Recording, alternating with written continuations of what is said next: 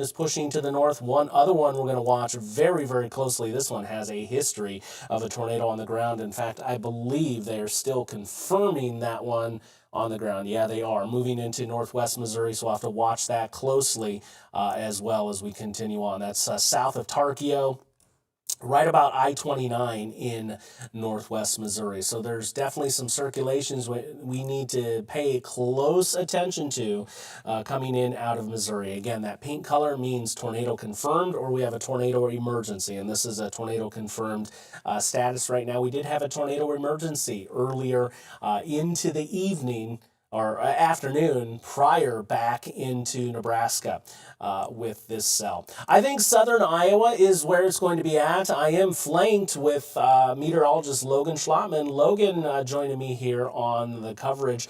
Logan, can you kind of go over the environment that we have here for folks before we start getting any warnings in our area?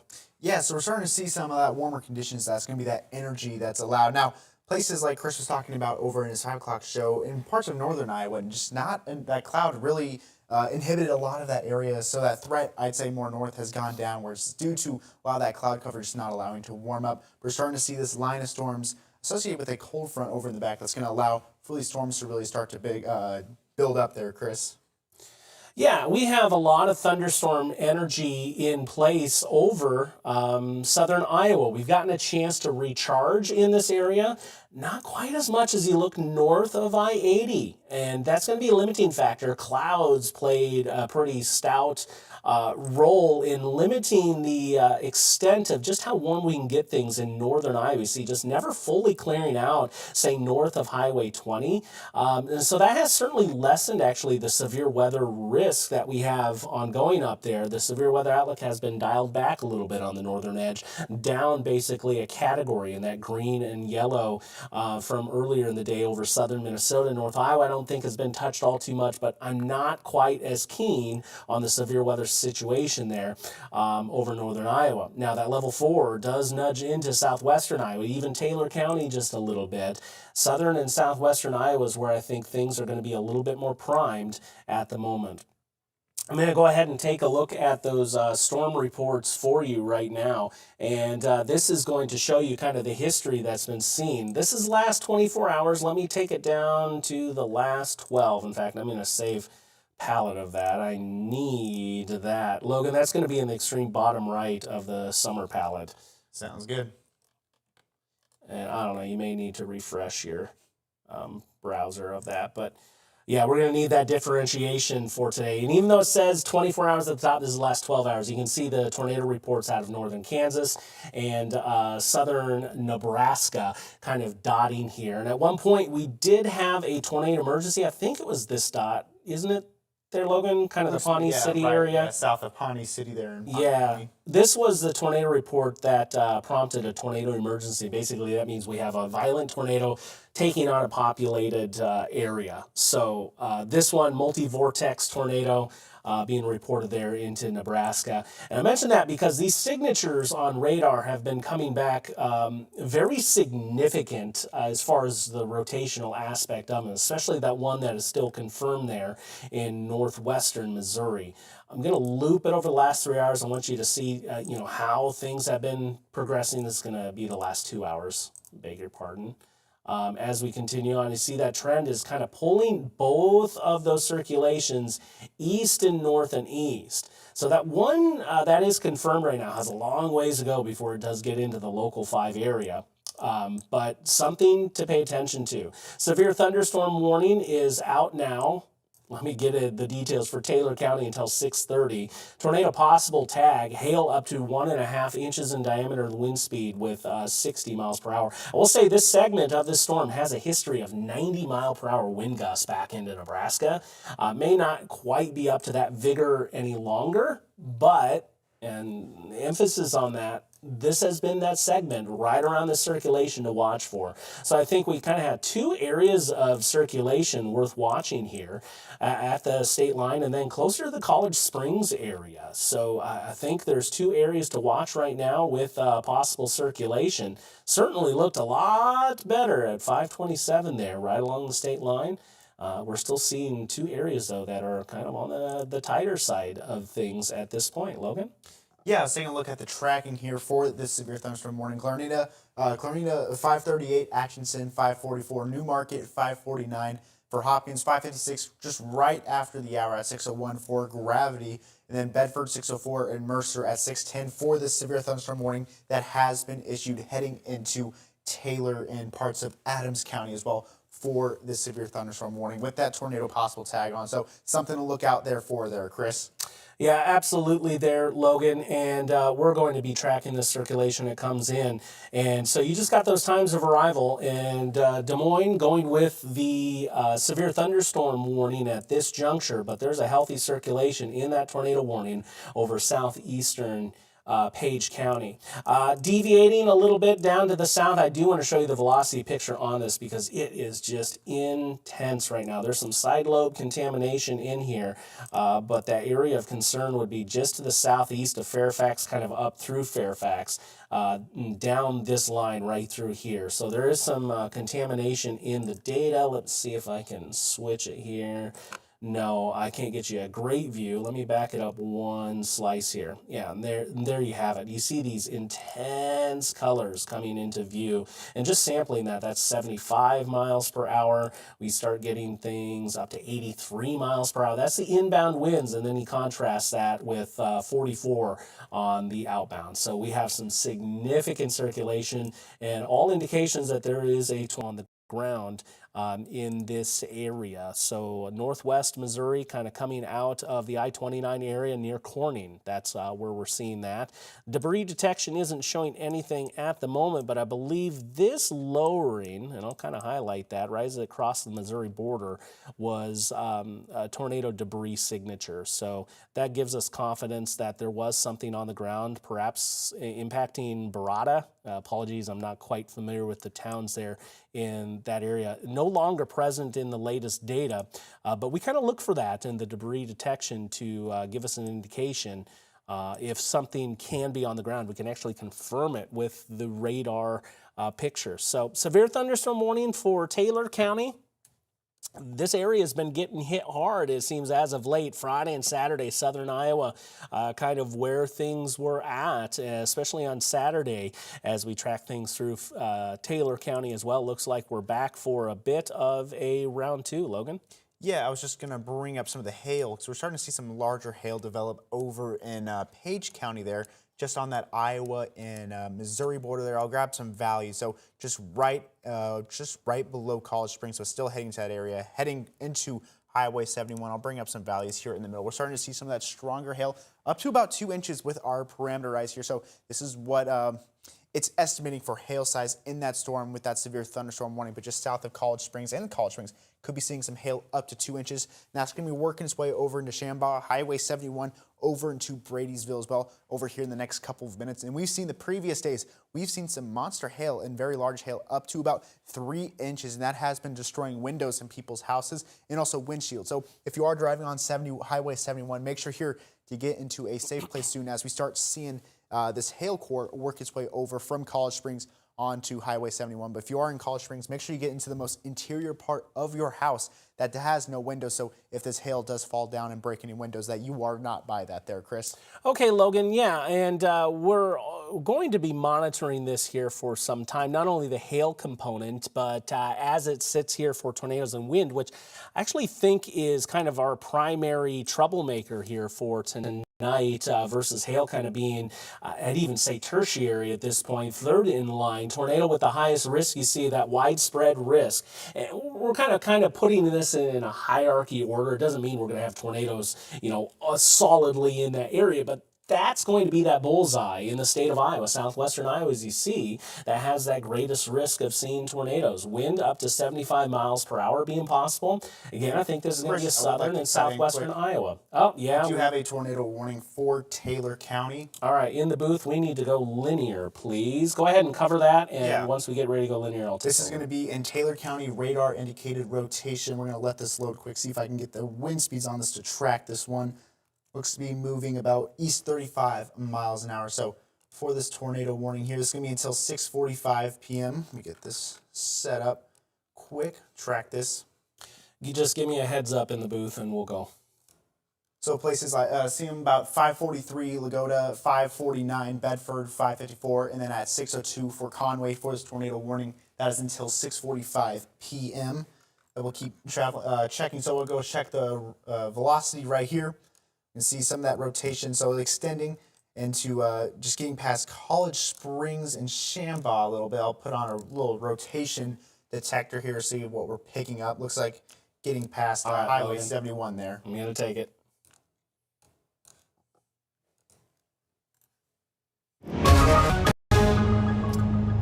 Hi everyone, I'm Chief Meteorologist Chris Kubal. We're in the Weather Center with team coverage with meteorologist Logan Schlottman and myself. We are tracking severe weather over southern and southwestern Iowa. We gave you this indication at the end of the 5 o'clock. We were concerned with a tornadic circulation into Page County.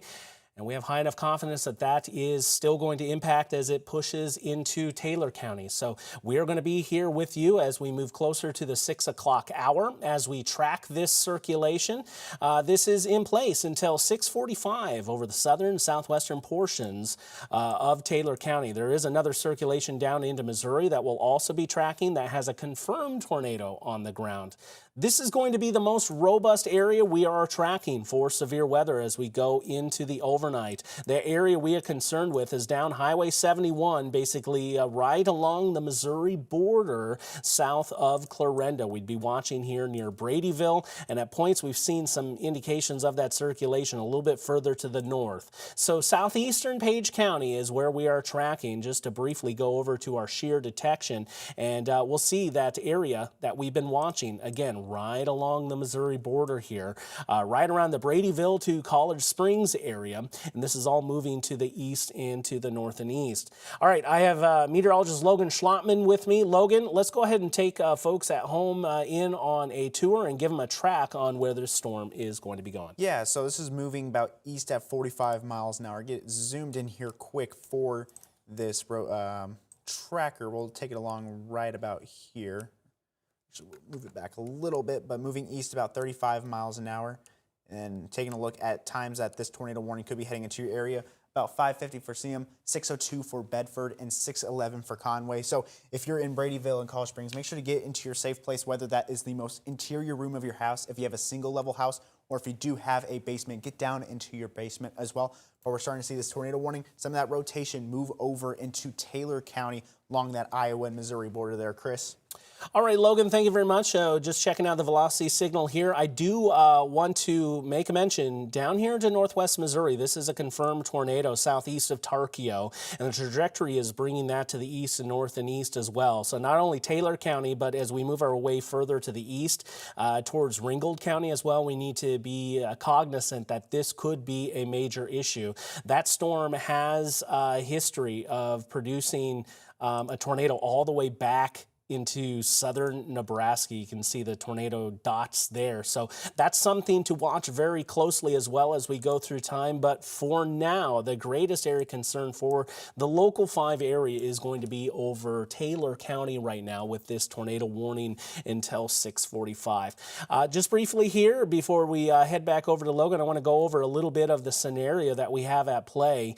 Clouds have really been a nemesis for places north of I-80 today. We've struggled to build back that energy, and you can see where that energy has built back, where you start to see those yellows and even those whites over southwestern Iowa extending down into Missouri. That thunderstorm energy has gotten a chance to recharge with some clearing, and this is going to be the area a little bit more favorable to see severe thunderstorms. Not only that, but the tornado risk is enhanced a little bit better down into this area as well. Quite frankly, that cluster of storms is right in on those best wind parameters to see tornadic action. So I'd especially be watching along and south of Highway 34 as we continue on through time here for tonight. So that's a synopsis on the scenario. Logan, what are you seeing on your end? Yeah, National Weather Service chat, they did get a report from the public just recently after issuing that tornado warning for a funnel cloud that was spotted west of Bedford. So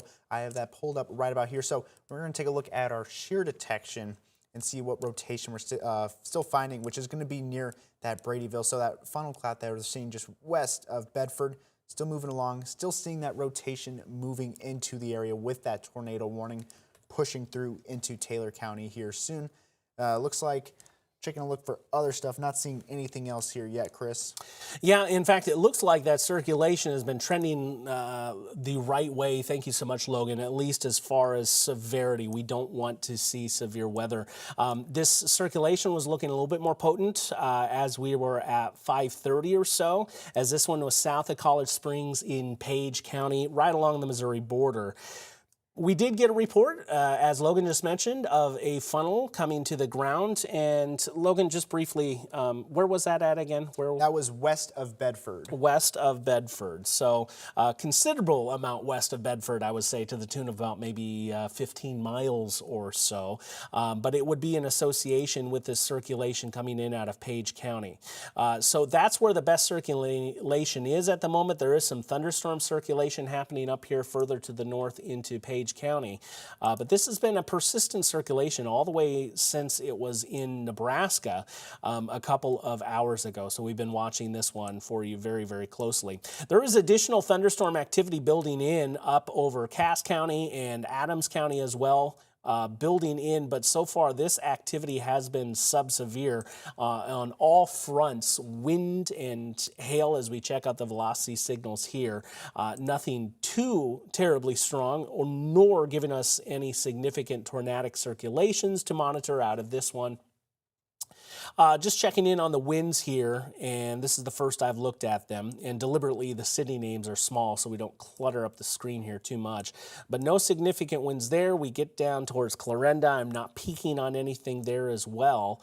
But we have seen this cell in particular with a history of 75 to even at one point, Logan, this was 90 miles per hour that we had with this storm when it was back in Nebraska. Yeah, I was just taking a look at over in Omaha's radar for any velocity couplets, but you can tell that one down there in Missouri, a lot of rotation, a lot of intensity with that as well, but we're still seeing some rotation a little bit up near that Iowa-Missouri border, but not as more broad than what we've seen earlier. We'll take a look and bring it back a couple minutes, a couple scans. We're looking here across. We're still seeing some of that rotation with that red and green, but that main one down is with that tornado that is observed down in Missouri for that red and green, that little couplet right there touching each other. So still some of that strong rotation coming across there, Chris. We have to watch that one very closely because that one actually, I believe, has more of a northerly trek associated with it. I've been watching this one over the last hour or so pushing in. So, yeah, that one, while it is down into Missouri, we'll be paying close attention to that. In fact, it looks like, no, sorry. We do have a new warning out there, tornado confirmed, yes, out towards the Maryville area as well. But that one getting very close to pushing up into Taylor and also Ringgold County as well. Let's see if we have any new data here as we continue on with this tornado warning. It is in place until 6:45 at this point. And yeah, that area of circulation looking best right about here in extreme southeastern Page County. That hook in the reflectivity picture that we saw looks like a slight little bit of reintensification, at least more pinpointed, if you will, here.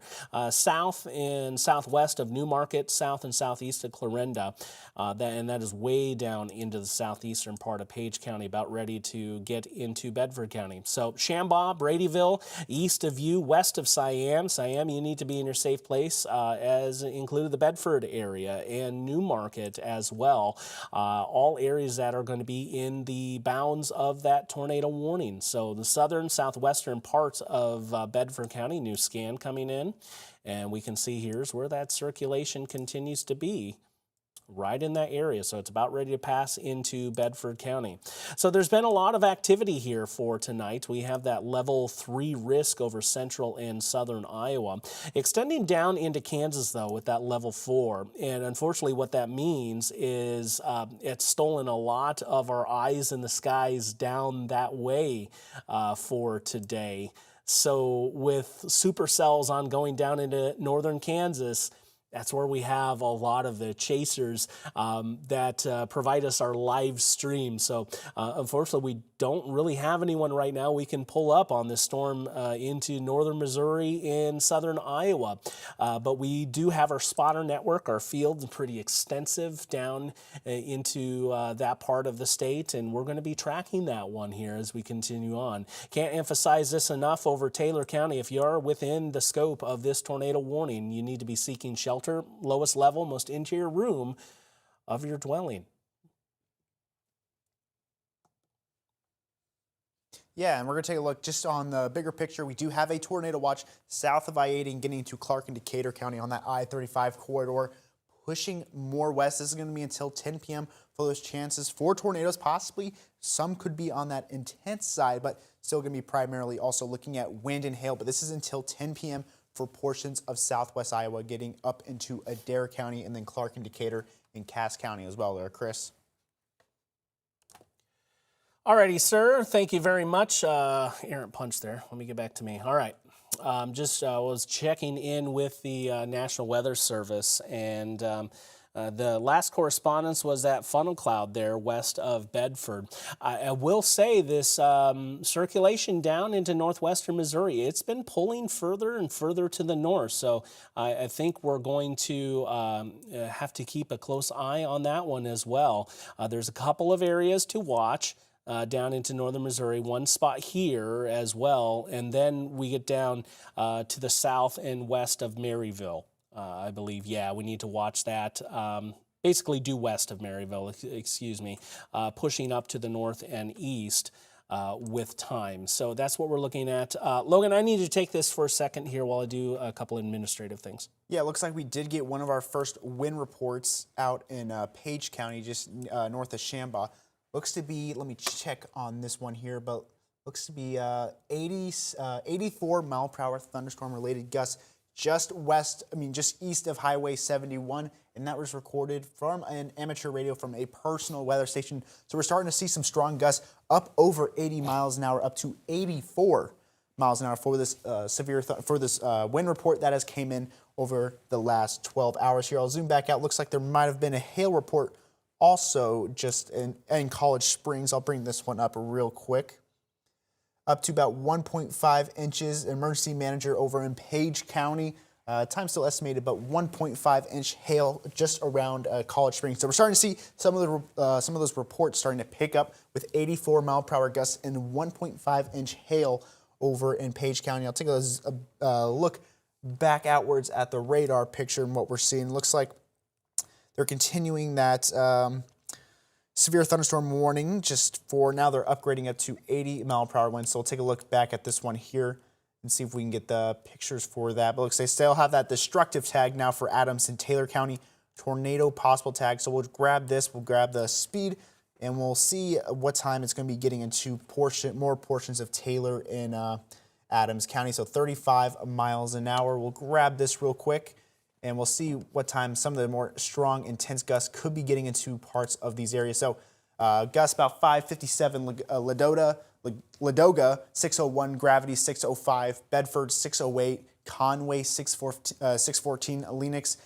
618, and then Clearfield at 624 for this tornado warning, but also the severe thunderstorm warning that does have that destructive tag on it. So for these winds, make sure you get into the most interior room possible if you have a single level house. And if you do have a basement, get into your basement here if you're starting to get on the edges of these storms. And even if you're ahead to start preparing that action plan that you should have set in place for the severe weather if it does come across your way. And I'll take a look over at rotation for this as well for that severe thunderstorm warning. Still seeing some of that rotation just east of Bradyville and Samba and Highway 71. Some of that rotation still picking up. I'll take a quick look at the history for this rotation coming back the past couple of minutes. We're still seeing some of that consistent rotation pushing through now into Taylor County, just south of Newmarket. And we'll take a look at velocity here with this one. Still seeing a nice couplet, that's green and red that we're seeing there across that area. I'll put a little line around it. But just heading into CM, we're starting to see that couplet there, that red and green touching each other. So that's where that rotation we're seeing associated with that tornado warning is pushing through. And I'll overlay that with the tornado warning just getting into Taylor County. And I'll zoom back out quick so we can see but we have that tornado warning, and that's going to be heading here. That rotation is what we're looking at. That's going to be pushing into Seam and other places, getting into Bedford, Highway 2, and then heading into Gravity and Highway 148 for this tornado warning as well. And then, Chris, is there anything you're seeing or? Yeah, and that's a good couplet there in the last scan that we certainly are going to be tracking. The latest updates suggesting the storm's moving at about 35 miles per hour, so I do want to update the track for you with this. This warning lasts until 6:45, so if this one continues, we're going to be wall-to-wall with you through the duration of Local 5 News at 6 o'clock. So this one near Siam right now. 612 be near Bedford, Conway 624, Clearfield 638 as we start getting outside the scope of this tornado warning, and Diagonal as well by 649. We saw Logan show it. I'm going to show it once again. That velocity signal picked up a little bit in the last scan, showing things just a little bit tighter as it shows right here, right on the Taylor and Page County line. In fact, we'll just sample this, see what we have gate to gate on this. 84 miles per hour right next to each other. We have a previous report of a funnel reaching down west of Bedford. Prior, this was about 15 minutes or so ago, Logan. But yeah, we're certainly showing a bit of a tighter couplet here as it sits from the Omaha National Weather Service radar site in that 84 mile per hour wind gust south of Clarinda near Shambach. Heads up, there's going to be a big punch of wind that's circulating in on the backside of this storm. On the backside, that's where we're finding it. So we'll look for that tornado risk first, and then kind of cycling in on the backside. That's where we have that strongest wind that is going to be cycling around. Kind of see a little bit of that rear inflow jet working in there from the north and west across Page County. Right into the hook here, that's where we're tracking for that tornado risk. It may be back into the rain just a little bit, but there is credence to this tornado warning that we currently have in place. All right, we're going to get into Local 5 News here at 6 o'clock. We'll be right back with you.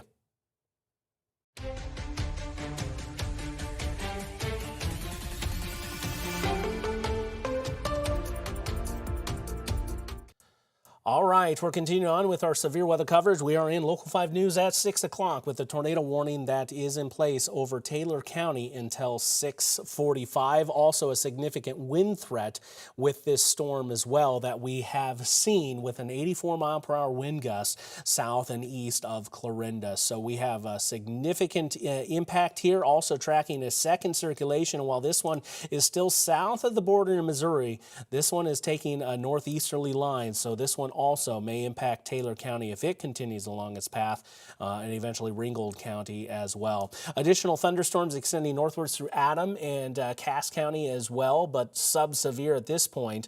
Taylor County is where we are putting our emphasis on the storms here for tonight. Taking a look at the shear detection here, you can still see a couple of those blue dots. That's where we watch to denote that shearing action along in this thunderstorm. A couple that may be back into the rain, but also down right along that Taylor-Page County line. And then you look west of the Maryville area and you start to see that light blue color shading in. That's that other area of circulation, what has had a history of a longer tracked tornado. At least it appears that we've seen tornado confirmations all the way since that one was back into southeastern Nebraska. So I'm going to send it over to you, Logan. Logan, let's take him in on a track here on what we're expecting going forward. Yeah, so this storm for this tornado warning is moving at about 35 miles an hour. So I got that set up here and taking a look at that notch, and I'll set it up. Now, places inside this tornado warning that does expire at 6:45. Ladoga, about 6:04 p.m., Gravity, 6:08, Bedford, 6:09, and then Conway at 6:16 for this tornado warning that is until 6:45 p.m. for that little notch that we're seeing for some velocity. Now, I'll take a look back at the storm relative velocity with this here. Now, not really seeing too much, still a little bit of that rotation. Then I'll take it over to velocity quick. Might have to switch the radar, but still seeing some pockets of rotation there down in Hopkins, down in the Missouri border as well. Looks to be another one building up there. Chris, is there anything else you're seeing? Yeah, Logan, just want to pass along that the severe thunderstorm warning over Taylor and southern Adams County is now saying wind gusts to 80 miles per hour. That's for a response to what happened there south of Clarinda near Chambal. Also, a couple of reports of 1 inch to 1.5 inch in diameter hail reports over eastern and southern Page County. So anywhere from that Clarinda to College Springs area that you're seeing on the map right in front of you. Some hail reports in that area to contend with as well, though the wind and the tornado risk is highest on our threat levels here for tonight. So this warning going until 6:45. We're still seeing some indications that there is some circulation in there. Anyone in the southern portion of Taylor County needs to continue to seek shelter. So we're sampling the Des Moines National Weather Service radar site right here. I'm going to switch over to Omaha. I think it has a little bit easier area to explain here with what's going on. The green is heading to the north and west. Though as we continue to bounce back and forth between the radar sites, that direction is always where we're pointing towards the radar site. The green color is the red is going away, so we do have that little bit of shearing action, but also convergence that's showing up in the last few scans. Looks like maybe a bit of a transition of power as we get some new data in here. That will be coming into view shortly. Also kind of down right along the Missouri border as well, so maybe kind of recycling a little bit closer to the Hopkins area. You can kind of see those bright greens contrasted with red right there. So right along and just south of the Missouri border, here's the original circulation that we were warning on into southwestern portions of Taylor County. Logan? Yeah, we're just going to take a look. The Storm Prediction Center has put out that tornado watch getting up into Cass and Adair County over into Clark and Decatur County. This is going to be until 10 p.m. With those threats for tornadoes and winds are the highest. Still some chance for some hail. You could expect some of these counties to get into more of a severe thunderstorm watch, getting out of the I-80 corridor and more east into I-35. But right now, this is what we're looking at, is this tornado watch until 10 p.m. for portions of southwest Iowa there. Chris? All right, Logan, thank you very much. We have two areas of circulation, I believe, and that northern one got a little bit more perky in southwestern Taylor County. Let's go ahead and zoom in just a little bit and see where we're at here. So just north of 300th Street, east of Colt Avenue, east of Siam. This is where we're seeing that tightest area of circulation at the moment. 49 mile per hour gate-to-gate shear, so it means those individual little pixels in contrast, excuse me here. I grab the right tool. Individual little pixels across from each other, 49 miles per hour in opposite directions at the moment. So this one is going to be south and west of Bedford. Still by a fair margin, and it's heading to the east and northeast at about 35 miles per hour. So we are 7 miles away. We're going to put that in about the next 12 minutes or so, getting into Bedford at a 35 mile per hour clip. Then just to the west of Highway 148, this actually dips down into northern Missouri. There is another area of rotation down into that area.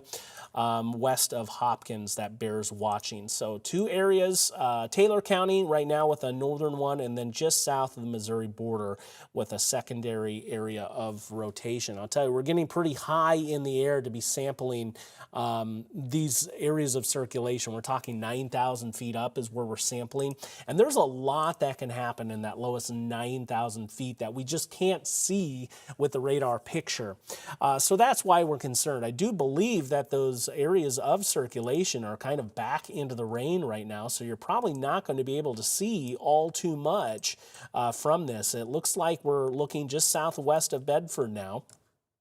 Kind of south of Highway 2 and west of Highway 148 as we sample the Des Moines National Weather Service radar picture. And there's a little bit of a difference, and these two radars are looking at kind of different levels in the atmosphere. So they're going to return slightly different varying degrees of the data. But the area to watch as we're now looking at the Des Moines National Weather Service radar site is just off to Bedford's southwest edge. You need to be seeking shelter if you're in that area. Yeah, and take a look here. Some strong hail getting over 2 inches possible into Seam onto Colt Avenue, but also 300th Street. So behind that too, we're starting to see some stronger hail be pushed more west into that area over across there. We'll take a look here. Some more places, Highway 148, Linwood Avenue, getting into Bedford, but a good size hail core and good hail pocket coming down into CM, just passing Highway 71, but moving into Highway 148 and just south of Newmarket, heading into Bedford there. So some stronger hail that's going to be pouring down behind this rotation there, Chris. All right, Logan, thank you very much. Just checking out the debris detection, just to see if we can pick up anything. If we start to see a signature of that, we will let you know. But yeah, radar can actually pick up debris when it is lofted into the air. Continue with this tornado warning for the next 40 minutes. This is a long duration type warning. If that area of rotation goes away, these warnings can be canceled early, but we're still seeing that signal, kind of two areas associated with it, right along the Missouri border and then just to the south and west of Bedford. I'm going to switch my radar site just off screen here so we can start sampling Des Moines as we're getting closer to that.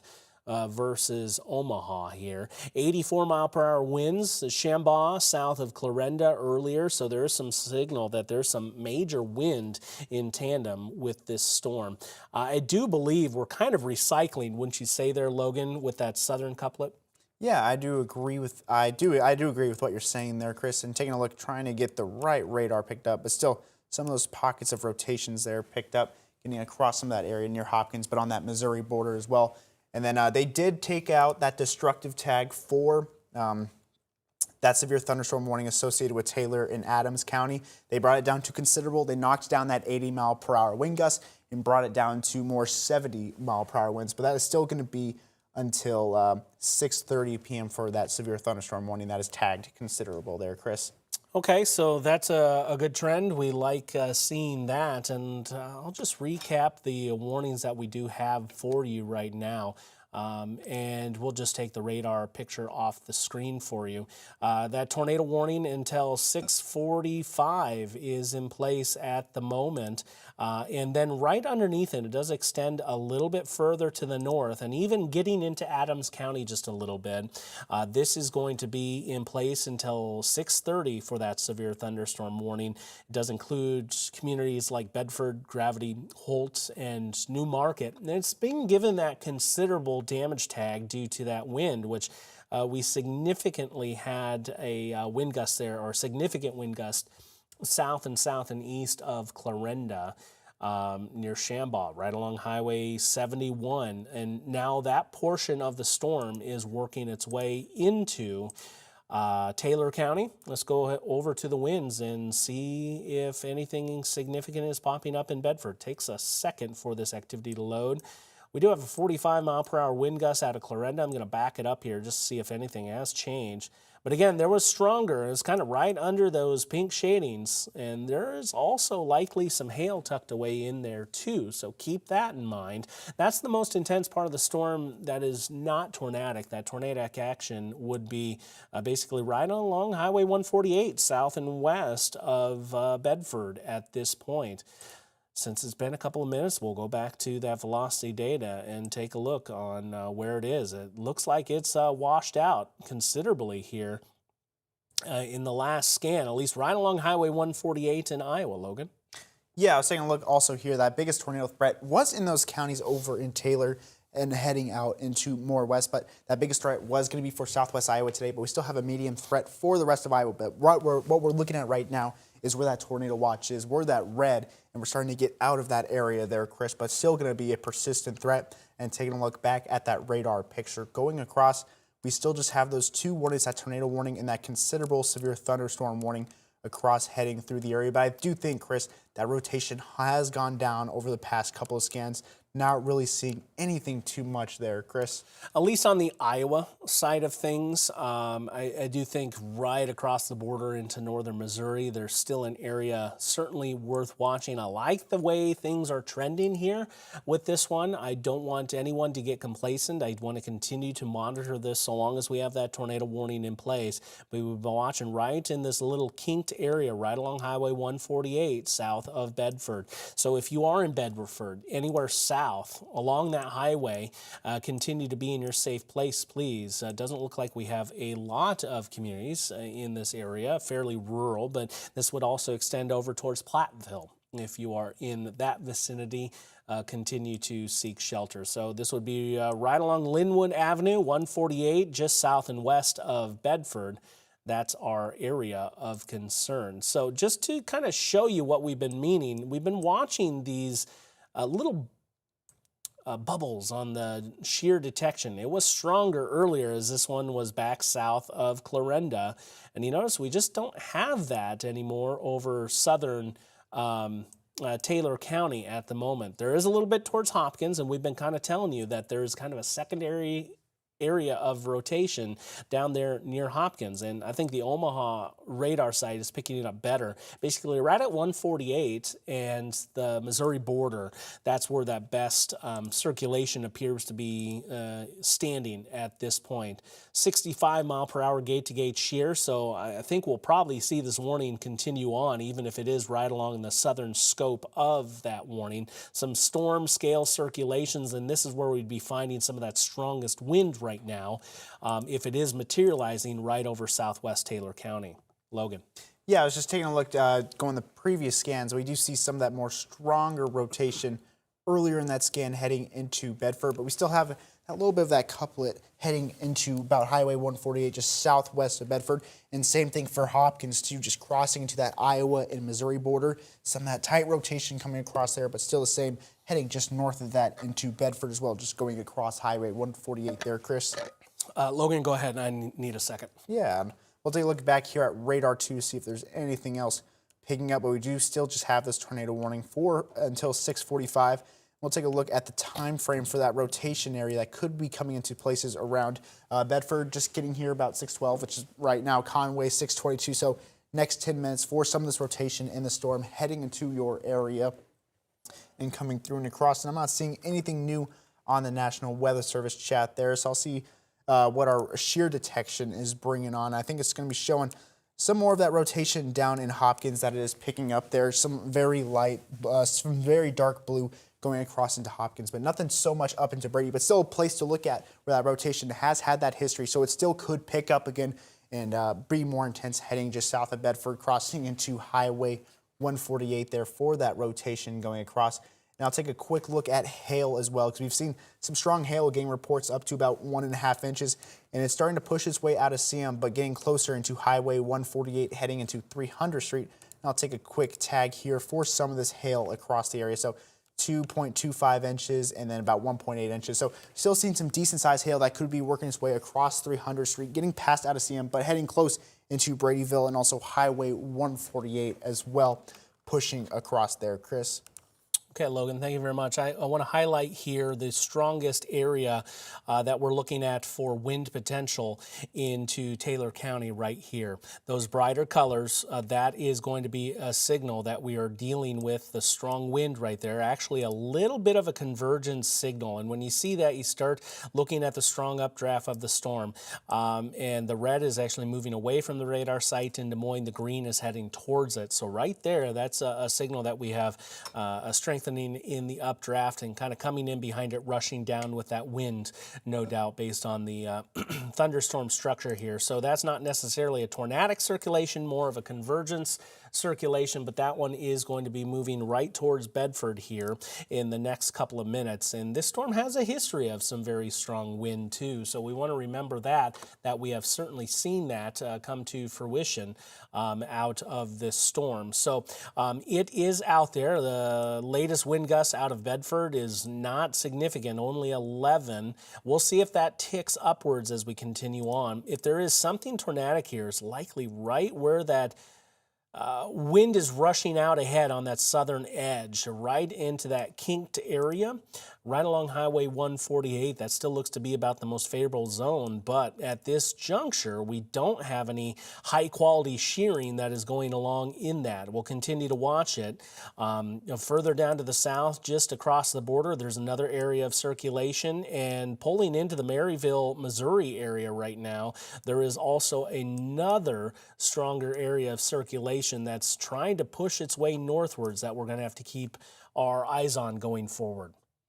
Logan. Yeah, and taking a look at some of these storms that have passed through, they have produced some storm reports too, as we're starting to see 1 inch hail up just on Highway 71 by Highway 2, then down in College Springs as well, 1.5 inch hail. And we have seen reports with these fast gusts that Chris has been talking about, winds over 80 miles an hour. This report right here over just northeast of Shambaugh, 84 miles per hour reported by a personal station. So we're still seeing the effects of some of these strong storms that have been pushing through. It has had a history with these severe reports, with these thunderstorms and these tornado warnings that we've had there, Chris. Okay, Logan. On top of that, southern Iowa, you were hit hard pretty strongly here 2 nights ago with some very heavy rain. That's going to be one thing we're going to track as we continue on through tonight is how much rainfall are we going to be seeing? Because there is, and we're kind of overlaid with the tornado watch here too, but if you take that out of the picture, you see the green, and that actually noses up into the US 34 corridor as well, and that's a flood watch that we do have, and we'll be watching for some heavy rainfall. I think we could get up into the 2 to 3 inch range here from storms for tonight. Now, normally, I think we could handle 2 to 3 inches of rainfall. However, 2 nights ago, this same area saw 4, 5, 6 inches of rainfall. So they have a limited tolerance to how much this area can withstand before we start running into significant flash flooding risks. And at this point, we don't have any flash flood warnings, but it is something that is there in the back of our minds that we need to pay attention to very closely as we continue on. The best storm structure right now is smack dab over Taylor County, and I am convinced that there's some stronger wind here right through this area. Along Highway 2, down to the south and west of Bedford, I think is where our strongest wind is at the moment. And there's a history that this was 84 miles per hour in strength back south of Clarinda. So while the official warning now is only there for 70, we can see this pulse upwards in a hurry. The storm has a history of over 90 miles per hour back into Nebraska. So that's thunderstorm wind, and no doubt that's going to create some issues here. Just going to take a little bit of a look close in. South of Bedford is where we have the best circulation, though it is broad at the moment. So we're looking at this area, 148, moving ever so slightly to the south and east. These lighter blues are where we're seeing something stronger on the outbound winds here. So we'll have to watch right along the Missouri border. I think right here, south of Bedford looks to be the best circulation as it pertains to anything tornadic. Logan. Yeah, and they were just talking about that in the National Weather Service chat there, this rotation that you can see. Now, we have that broad rotation, like Chris was saying, over Taylor County, but of increasing interest is going to be that tighter circulation just near the Iowa-Missouri border near Hopkins, which looks to be lifting into Iowa here shortly. That's still going to be within that tornado warning box that is until 6:45, but starting to see some increasing in rotation around with that red and green there. That green is going towards the radar, which is heading to Des Moines, and that red is going away from radar. So we're starting to see some of that rotation crossing in over into the Iowa border there, Chris. Okay, Logan, thank you very much. What I have up on screen is the thunderstorm energy.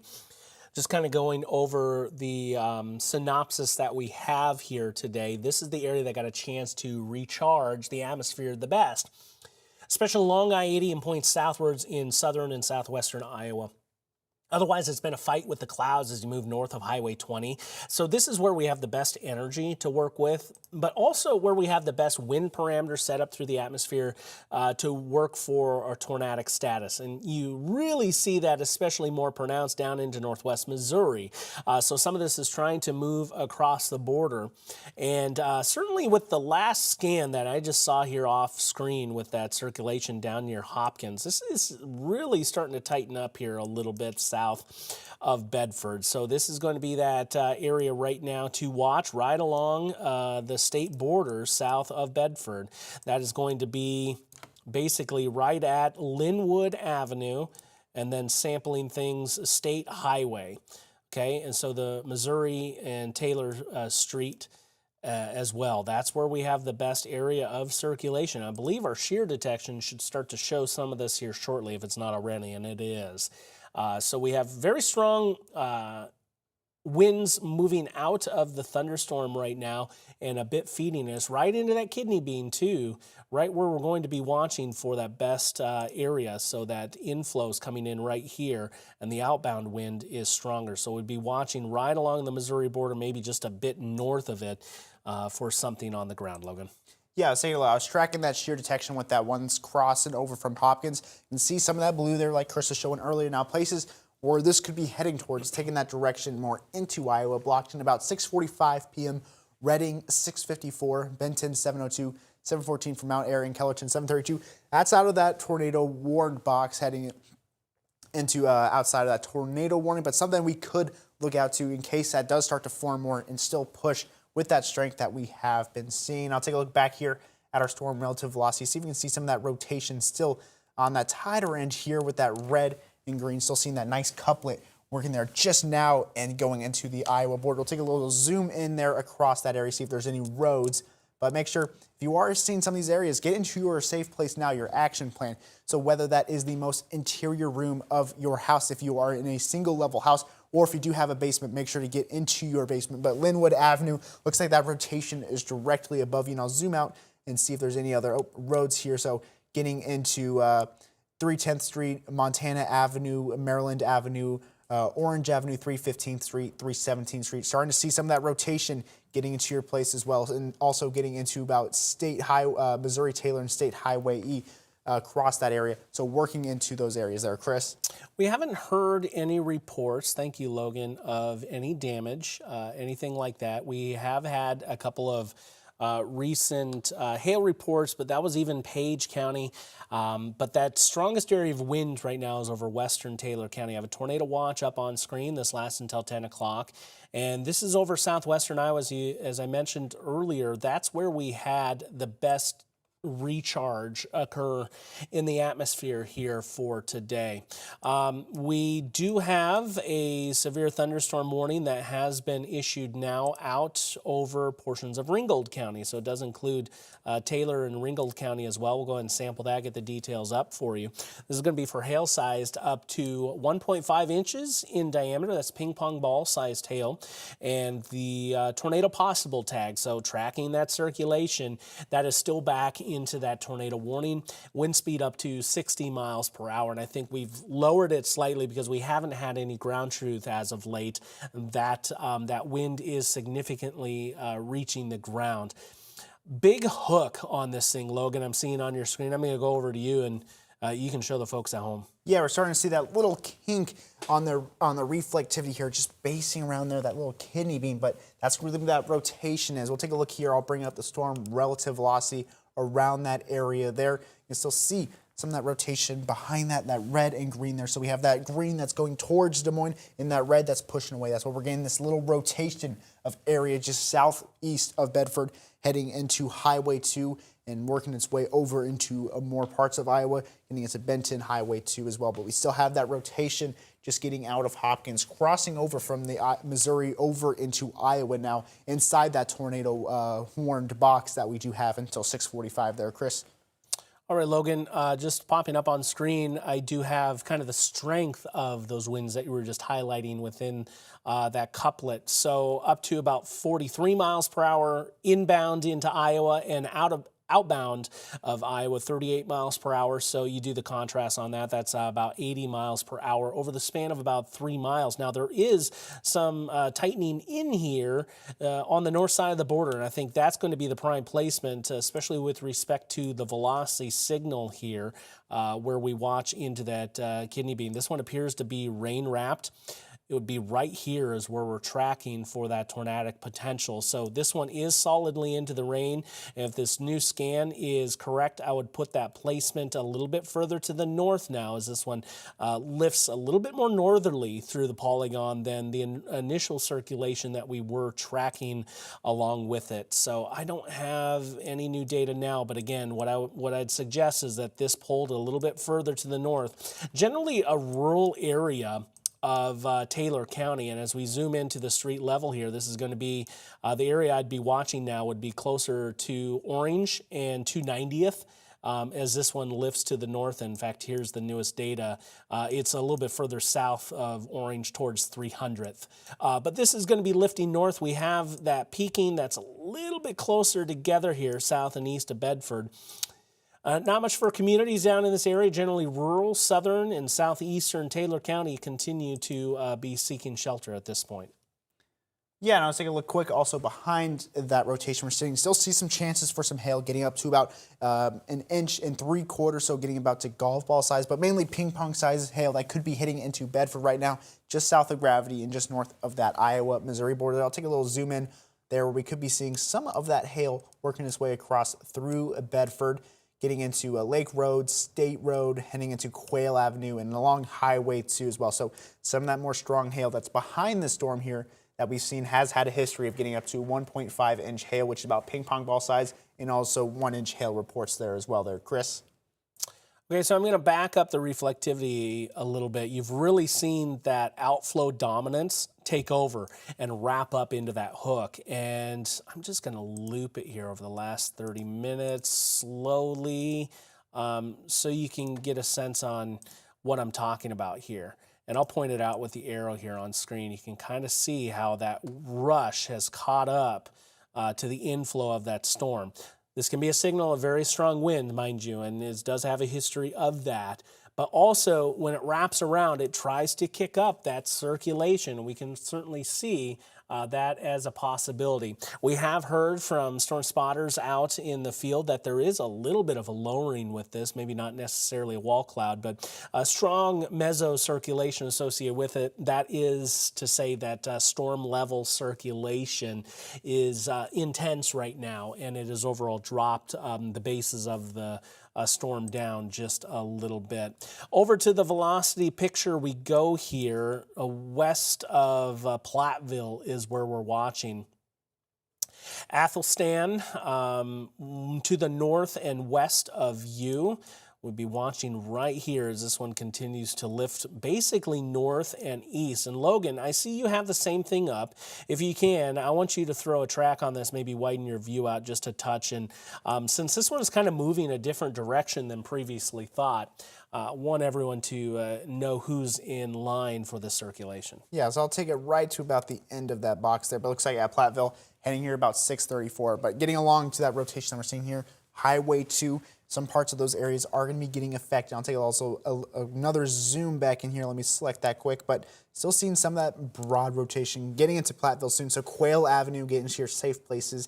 Also people along Highway 2, Utah Avenue, and just getting onto the edge of that box there. Make sure you have that action plan and get into your safe place, as we do have this rotation that has could produce a tornado there, push more into the northeast that has crossed over from Missouri now since into Iowa, into Taylor County. We're starting to see some of that rotation really start to flick up in the past couple of scans there. Chris? All right, coming back to me, Logan, I've kind of isolated where that circulation is and what's expected. So Platteville, safe place, please. Clearfield, 658 will be near you. 639 for Platteville, beg your pardon. 706 in Diagonal if this one continues to hold, and way on down the line we start to pull this closer into Union County as well, and Tingley and Arisp with time.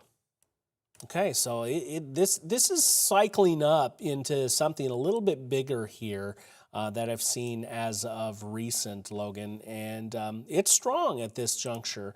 We're looking at some of the rotational components, and last check, we're going to sample the warning. I have to get the warning off screen here, 1 second. And as we sample this data, this is suggesting some very strong winds, 41 inbound, 46 outbound, so we're now up to 87 miles per hour. And this is not over as long of a distance as prior we were kind of watching, 4 miles to watch. So that would go well with kind of that lowering that we were told by spotters out there. And certainly looks a little bit more potent than it did just 10 minutes or so ago, I would say. Logan? Yeah, I was just taking a look, seeing if there was some other stuff around here. I'll take a look at our shear detection, see if we can start picking up a lot more of that rotation, but still heading near Blockton, getting into Highway 2 and getting to Platteville. You can see that shear detection still, past couple scans, it's still been prominent moving across, going from that Missouri over into Iowa border. We're still seeing that nice blue circle going across the area. So we're still seeing a lot of that rotation that has caused that lowering through, where people were reporting a funnel cloud earlier, but still pushing through into the area there. Chris? So we're kind of watching this as we're now getting to the edge of that tornado warned area, and how are we going to handle this as we move forward? We have another 14 minutes left on this tornado warning. It is 6:31 right now. This one lasts until 6:45. There's that newest data coming in. And I'll just sample that for you, that the pink colors, excuse me, I got the warnings up on screen. I got to take those off here first. Those pink colors, that's when we start talking about something getting up towards 50 or even 60 miles per hour. 55 is the sampling there, and then contrasted coming in. Doesn't look like it's going to be quite as strong, but 34 miles per hour. So we're up to 90 miles per hour for that shearing effect over a larger distance, but certainly is out there. Southeast of Bedford is where we have that rotation lifting to the north and east, closer to Highway 2. Latest check on where this circulation, the bounds are basically right across Quail Avenue, about the 300th intersection as well, but a couple blocks east and west from that intersection is where we have this broad but strong circulation. Oftentimes we're talking about the circulation being bright and tight.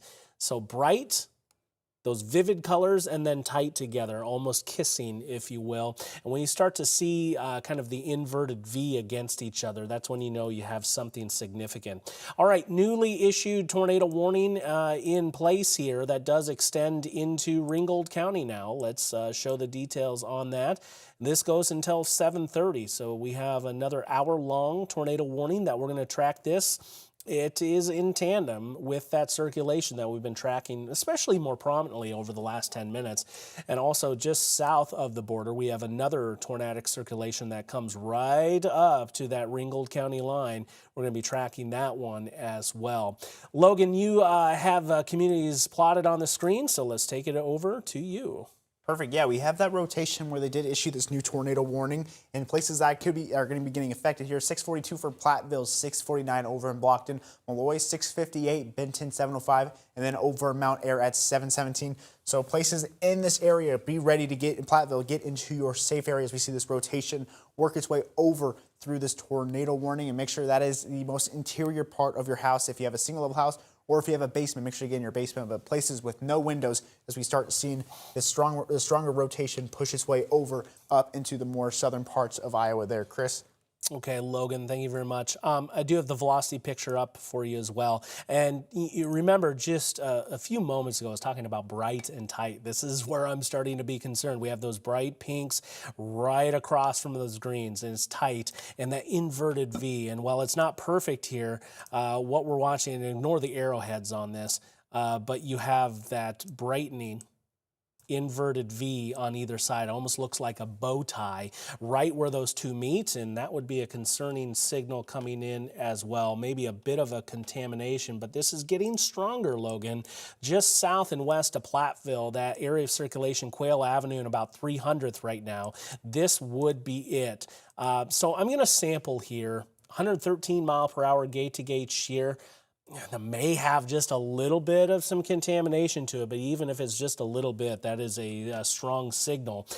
We had the 45 on the inbound, excuse me, that's outbound, and I'm trying to sample here into the light blue. 39, 68 heading inbound. So that gets you to that 113 shear. That's going to be concerning. So we do have that tornado warning that was issued downstream. And so now we have these two tornado warnings in place. We need to continue to seek shelter in these areas. And the two do overlap, so when that next one drops off the screen here in 11 minutes, we're still fully covered in the southeastern Taylor County vicinity. Blockton, Malloy, Mount Air, Clearfield, you need to be in your safe places here. We also have a signal that we could see some 60 mile per hour winds associated with this as well. So it's not just a tornado threat. Logan? Yeah, let's take a look at the rotation here. We're still picking up, just crossing Quail Avenue now, heading Platteville, Utah Avenue. We still have that big circle of rotation with the more dark blue, but we're still a increasing signal for that tightness for what we're seeing on radar, on our velocity vector. It looks like that new scan just added more crossing now into Quail Avenue, which we still see that red and blue there, still have that little couplet touching each other, and that's going to be that rotation, green heading into Des Moines, that red moving out. So we're seeing that rotation now work its way closer into Platteville and getting into some of those streets down there, heading to Highway 2 there, Chris. All it takes is one scan, Logan, and you can see something pulse upwards, and then the next minute it is right down trending the other way. I don't want to give a false sense of security there, but we're just kind of analyzing the radar along with you as the data comes in. And that next scan, I did back it up here just off screen to see if we're seeing anything in the debris detection. We were a long ways away from the radar last night, and we got a tornadic debris signature showing up on radar. So always cognizant of that. I'm not seeing anything at the moment, but that area of concern right now is going to be basically due west of Blockton, and I think this one is going to be rain wrapped about right in here, right at the tip of my arrow. That's the area of concern. So I'll show you that latest data coming in here, and that last one we saw, it was bright and it was tight, and well, it is still right up next to each other. It's not quite as potent as what it once was, 59-mile-per-hour gauge-to-gauge shear. So usually when we start to see that brightening, it gives you a higher confidence that something may be trying to drop down to the ground. So in an instance like this, maybe something brief and pulse-like. Haven't heard of anything down on the ground, but still a significant lowering underneath this storm from storm spotters out there on a widespread scale. So nothing pinpointed like a wall cloud, but all it takes is just a couple of moments to get this on down to the ground. Logan? Yeah, I was taking a look here back at our shear detection. Looks like still seeing some of that over working its way over Quail Avenue over the past few scans. And on the hail side, we're starting to see a little bit of not the more intense, but still getting up to about over an inch of hail crossing past through Bedford, getting into Highway 2, heading near Platteville. Just behind that rotation that we're seeing, that swath of blue, potentially some good size hail getting over an inch just right behind that rotation that we're seeing there, Chris. Okay, Logan, yeah, you mentioned the hail. Sometimes when you see that, we can talk about the sky kind of changing eerie colors when that happens. So that's something that may be happening out there with the hail. Haven't had a lot of reports, frankly, from this system. This storm as it's moved through Taylor County. Not to say something isn't happening. In fact, if you do have a report, you can pass it along to us. Of course, we want your safety to be first and foremost here, but you can send us your reports. All you have to do is text us at 515-457-1026. I'll put that number up on screen for you so you can actually see that. We want you to be safe, but anything you can pass along from out in the field, that can only help those further down the line. We saw a lot of help last night into northern Iowa where we had several tornado reports. So keep that in mind. We want you to be safe, though. If you are in that red shaded area of eastern Taylor and western Ringgold County, Blockton, Diagonal, Mount Ayr included, and Clearfield, Malloy, you need to be seeking shelter. The area we're watching, I believe right here, there is a lowering of the reflectivity. That's the inflow coming into the storm, and the reds circling around. That's the outflow of the storm. The two together, the cold outflow, the warm, moist inflow, can condense out and spin up one of those tornadoes very easily. Since I have you here, let's go to the velocity picture and show you the latest scan that's coming in. A little bit brighter, right up tight, and just off screen, I got a new piece of data as well, and that's going to continue on, 82 miles per hour back-to-back. Platteville, please seek shelter. You need to be in your safe places right now, as this one is pretty much right on top of you, that circulation, right down Tennessee Avenue and about 290th Street, right about that intersection, so about a mile south of town. This one will be approaching Utah Avenue as it a little bit of a bigger highway there out into southeastern Taylor County. But that next scan coming in is going to show continuance of this circulation as this one lifts to the north and east. I'll back it up a couple of scans. This one pretty much to the north and east right now. That's going to be about that component, the way we're going. So this one continues on. Benton, Delphos, close to the Mount Ayr area, Blockton. Don't want you to let your guard down either at this point.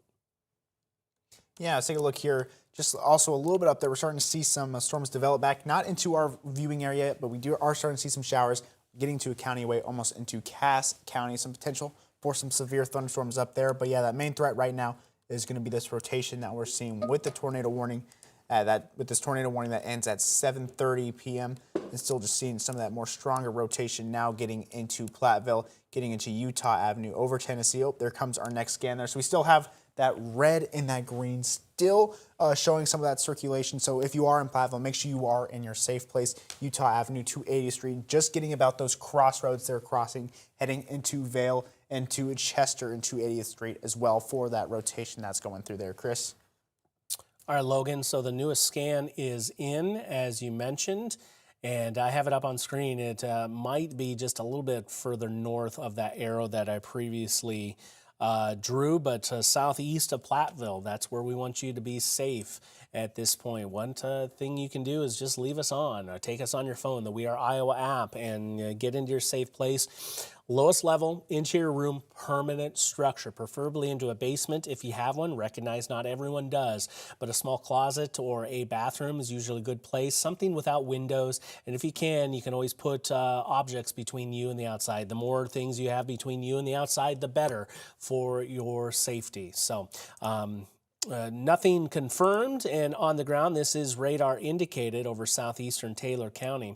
Just want to jump back down into Missouri here briefly and just keep an eye on what's happening as this moves northeast of the Maryville area. Looks like we still have a bit of a circulation there west of Parnell.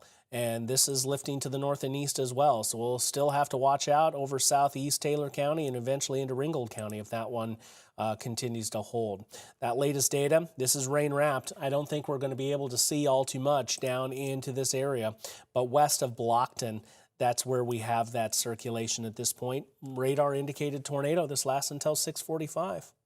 Yeah, and then for the bigger picture, we do have a tornado watch. This is going to be for south of the I-80 corridor and mostly west of the I-35 corridor. This is until 10 p.m., so we have a couple hours left for this tornado watch. We're starting to see working into Taylor and heading into more Ringgold and Union County for some of the circulations that we're seeing. But we still have this tornado watch for portions of Iowa, so make sure that you stay aware if you are in this tornado watch in case any of the severe weather heading into Clark and Decatur County and Adair. Starting to see that work more into your area there, Chris. Okay, just taking a look at the latest data, and that area of rotation now is working its way just north and west of Blockton. Basically between Platteville and Blockton, this is the latest data coming in, and that red is moving away, the blue is moving towards. We're gate-to-gate shear at 75 miles per hour, so right next to each other. That gives us a higher confidence of a tornadic potential, and I believe this is in the rain, so I don't believe you're going to be able to see all too much. So if you keep your eye on that spot, this is solidly into the rain. The leading edge of that rain is about 5 miles further out ahead. Chris, I still think you have stuck on me, so send over your way. Thank you. Sorry about that, Logan. Yeah, appreciate that. But as we take a look here near Platteville, I'll just go over it again for you. This is about the area where that tornadic circulation is. Now watch as we go over to the velocity picture, and you'll see here that's where that circulation is. It is deep within that rainfall. And as I mentioned, I sampled this one here not too long ago. Gate-to-gate shear, 75 miles per hour. I'll get over to the storm relative, and this will maybe give us a little bit of a cleaner look.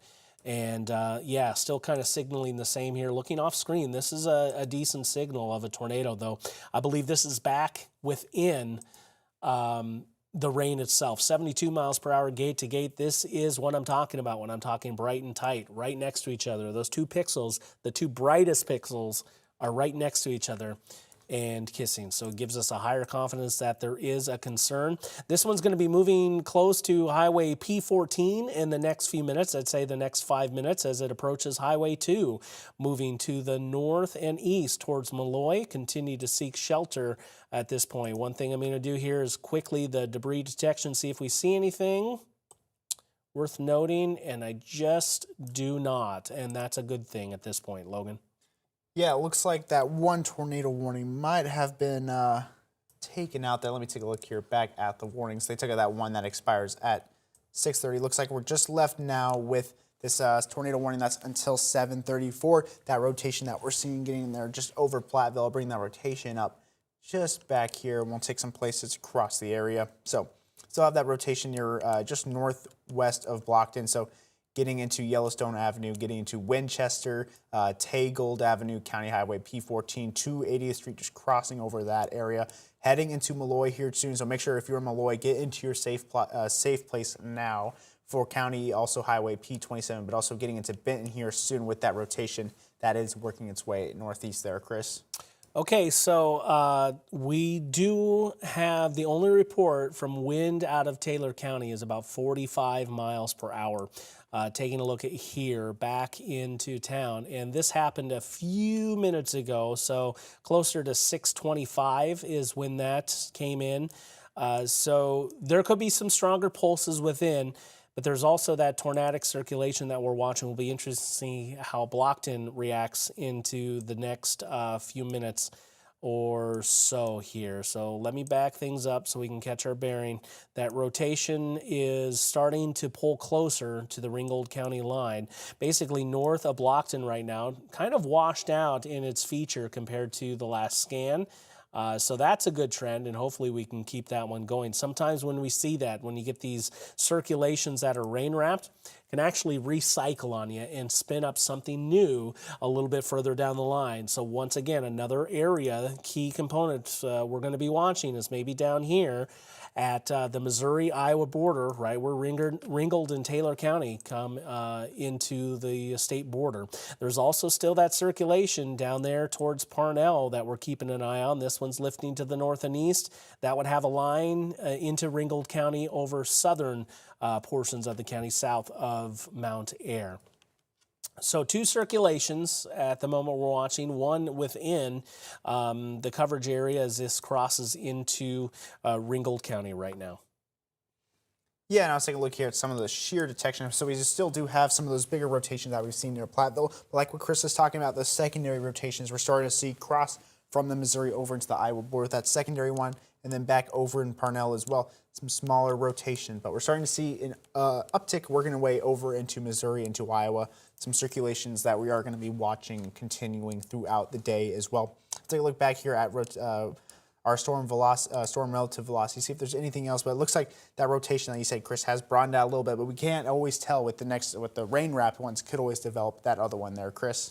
We had a decent little lowering of the reflectivity when that intensity of the couplet was a little bit stronger, and that's what you'd expect. All right, we have confirmation now. This is now confirmed tornado in the latest warning that has come out. Tornado confirmed. Let me get the details. I'm just seeing this from the first time. This is going to be over Blockton, about 12 miles southwest of Mount Ayr, moving north and east at about 35 miles per hour. So we now have a confirmed tornado. This appears to be rain-wrapped, though, quite possibly from that circulation that we had, that we were showing you just moments ago. That is why we are with you. I know sometimes it seems like we're talking about redundant things, but it can happen in an instant where that tornado will drop down to the ground here. So we do have a confirmed tornado right now on the ground near Blockton, moving into Ringgold County. So this one is moving to the north and east. I would say the area that we were tracking with that rotation was just north. So we'll go ahead and put the track on this, moving to the north and east at about 35 miles per hour. Here's who needs to be seeking shelter. Benton. This one will be near you by 7:03. We're currently at 6:49. Mount Ayr, 7:13. This one will be into town. And then this continues to move on towards Tingley, getting out of the bounds of this tornado warning. But still, this has been a persistent circulation since this was way back into southeastern Nebraska. So this one has been with us for a good long while. Latest data coming in, it certainly would be rain-wrapped if this one is still on the ground. Looks like we have some broad rotation at this point, but just a couple of scans ago, this was a lot tighter. I'm going to back it up, and you see it right there, northwest of Blockton. And it was actually a couple of scans. I'm not getting all the data in at this point, but now that area of rotation is between Blockton and Benton. That's where that tornado would be if it is still currently on the ground, Logan. Yeah, the Storm Prediction Center also quickly, I just wanted to note here, they did add 4 more counties into that tornado watch until 10 p.m. So they have added Appanoose, Lucas, Monroe, and Wayne County, just heading more west of the east of that I-35 corridor. They have added these 4 counties into the tornado watch. That is until 10 p.m. there, Chris. Okay, we are into Ringgold County now with that area of circulation. Wind reports Way back west, we did reach over 80 miles per hour with this storm, but it has not given us any indication that we're still reaching up to that threshold, but it did have a history back into Nebraska as well. We'll pull into the latest wind gusts now that this storm is moving into Blockton. 22 miles per hour is what we've seen with this one so far, and we'll be curious and we'll be watching how this one goes with response in the next few minutes as this storm moves through. Here's the weak echo region. So this would be the kidney bean that is a favorable spot for seeing the tornado. I put it about right here at my arrowhead if we are watching. The shear detection is not near as potent as it once was. In fact, it's kind of pulsing out over a few different areas. But you saw this one kind of moving its way east and north and east, and now washing out with response to those latest scans. My confidence level is not too high that this one is actually still on the ground, but I do believe we did have a touchdown in response to this one being a little bit tighter as it was passing over Blockton about 15 minutes ago. That best area of rotation right now, that's coming up within a couple of miles of Highway 2, just southwest of Benton. It looks like right over Malloy, and this is going to be at County Road J43 at about 125th Avenue to West Street. So right over Malloy is where we have this rotation, rain-wrapped, potential tornado still on the ground. Logan? Yeah, it looks like Des Moines National Weather Service over in Des Moines did receive a report from a trusted source of a confirmed tornado 7 miles southeast of Bedford, with the circulation heading north of Blockton, moving east at about 35 miles an hour. So that is where we got that observed tornado from. They did get a report from a trusted source just southeast of Bedford heading through there. So that circulation that we have been seeing that has been capable of producing a tornado there, Chris. Okay, that's going well back, in fact, even before we saw that tightening. So something potentially, coming in and out, being more likely. Let me see here if I can throw the storm reports up. And you see where that tornado report was, right? We were talking about the pulsing. When this warning came out, the confirmed tornado said 14 miles southwest of Mount Ayr. This is much further than 14 miles southwest of Mount Ayr. This is 22 miles away, closer to Bedford, in fact. So as we back things up, that confirmed tornado probably stemmed from closer to 653 or so, right about here where we had a strong pronounced hook in the data. So what I'm going to do is I'm going to back up the velocity just to get a sense on what this one looked like as it was back here. So yeah, right about here, that's where we had some of the brightening in the data, southeast of Bedford. That's when we got that one confirmed, that storm report coming in nearby with that. I can't plot it because it's not there yet. But watch that spot. It'll come out very nearby. Okay, so right when we have those brightenings in the velocity data, that's when you really need to pay attention to what's going on. That gives us a higher confidence that that tornado threat is certainly rising in those instances, Logan.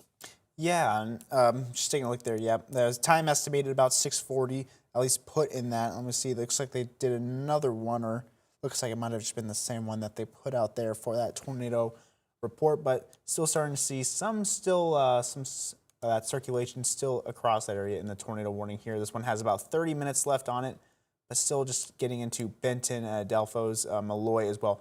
Some of that rotation going across the area. Still on the broader side, though. I agree what we're seeing here, Chris. Okay, so tornado confirmed is the latest with this storm as it's now pushing into Ringgold County. Malloy, you need to be seeking shelter right now. That's where the best area of circulation is. Benton is up next to be able to see this one. And you see that newest data coming in, that kidney bean action. This is where the storm is getting its fuel from, right here in this weak echo region that is running out over Benton closer to Mount Ayr. So we should see this one coming into Mount Ayr very shortly. And then wrapping around the outside, that's the outflow of this storm, and it can wrap around the two combined. That's where we start talking about the fuel meeting that colder air, and just like that, we have a peaking in the data now coming into view. So this gives us a higher confidence that maybe something is starting to poke back down to the ground. Malloy, Benton, anywhere north of Delphos, you need to be seeking shelter. Highway 2 from Benton to Mount Ayr, you need to be in your safe places. Logan, I need to send it to you for a couple of minutes. Yeah, I was going to take a look here. Just west of Delphos here, heading into Benton, but County Highway P27, but getting crossed now almost into Highway 2. With the latest scan, we've seen that more of that bright green, that bright red. So we could be seeing that start to lower again with that stronger intensity with the rotation. So places, people in P27, make sure you are in your safe spot heading into the area. I'll take a little zoom back out here, and I'll track this one again and see places across this area with the tornado warning. So I'll overlay that tornado warning that it is with right there, but I'll take this quick and we'll get a little tracker on it, getting places into the area a little bit on the broader side of fence one. So been about 7 p.m. next year, the next couple 5 minutes, because it could start seeing some of this rotation in here. But especially if you're in Mount Ayr, to get ready to be in your safe place or get into there now. But I'll zoom back in near Benton, get into that safe place. Malloy, still stay in that safe place. County Highway P27, 160th Avenue. Places getting into Benton, Main Street, Highway 2, 175th Avenue, 240th. Starting to see that rotation tick back up again. I'll see if our shear detection has picked that up as well across that area. Still seeing some of that blue shades just over and north of Malloy here, but still that's probably moved more into here on County Highway P27 across there. But we still see on the, it was still rain wrapped because it's behind a lot of that rain there. But we still do have a little bit of that kink, but could be that rotation heading into Benton there, Chris. All right, Logan, and you can see on my screen as it comes up, and it actually just changed, 38 miles per hour gate to gate, 64 miles per hour gate to gate as a resample. We're getting the newest data in. That's a strong signal. Still, Benton, you need to be in your safe places. This is a confirmed tornado on the ground, or at least has been.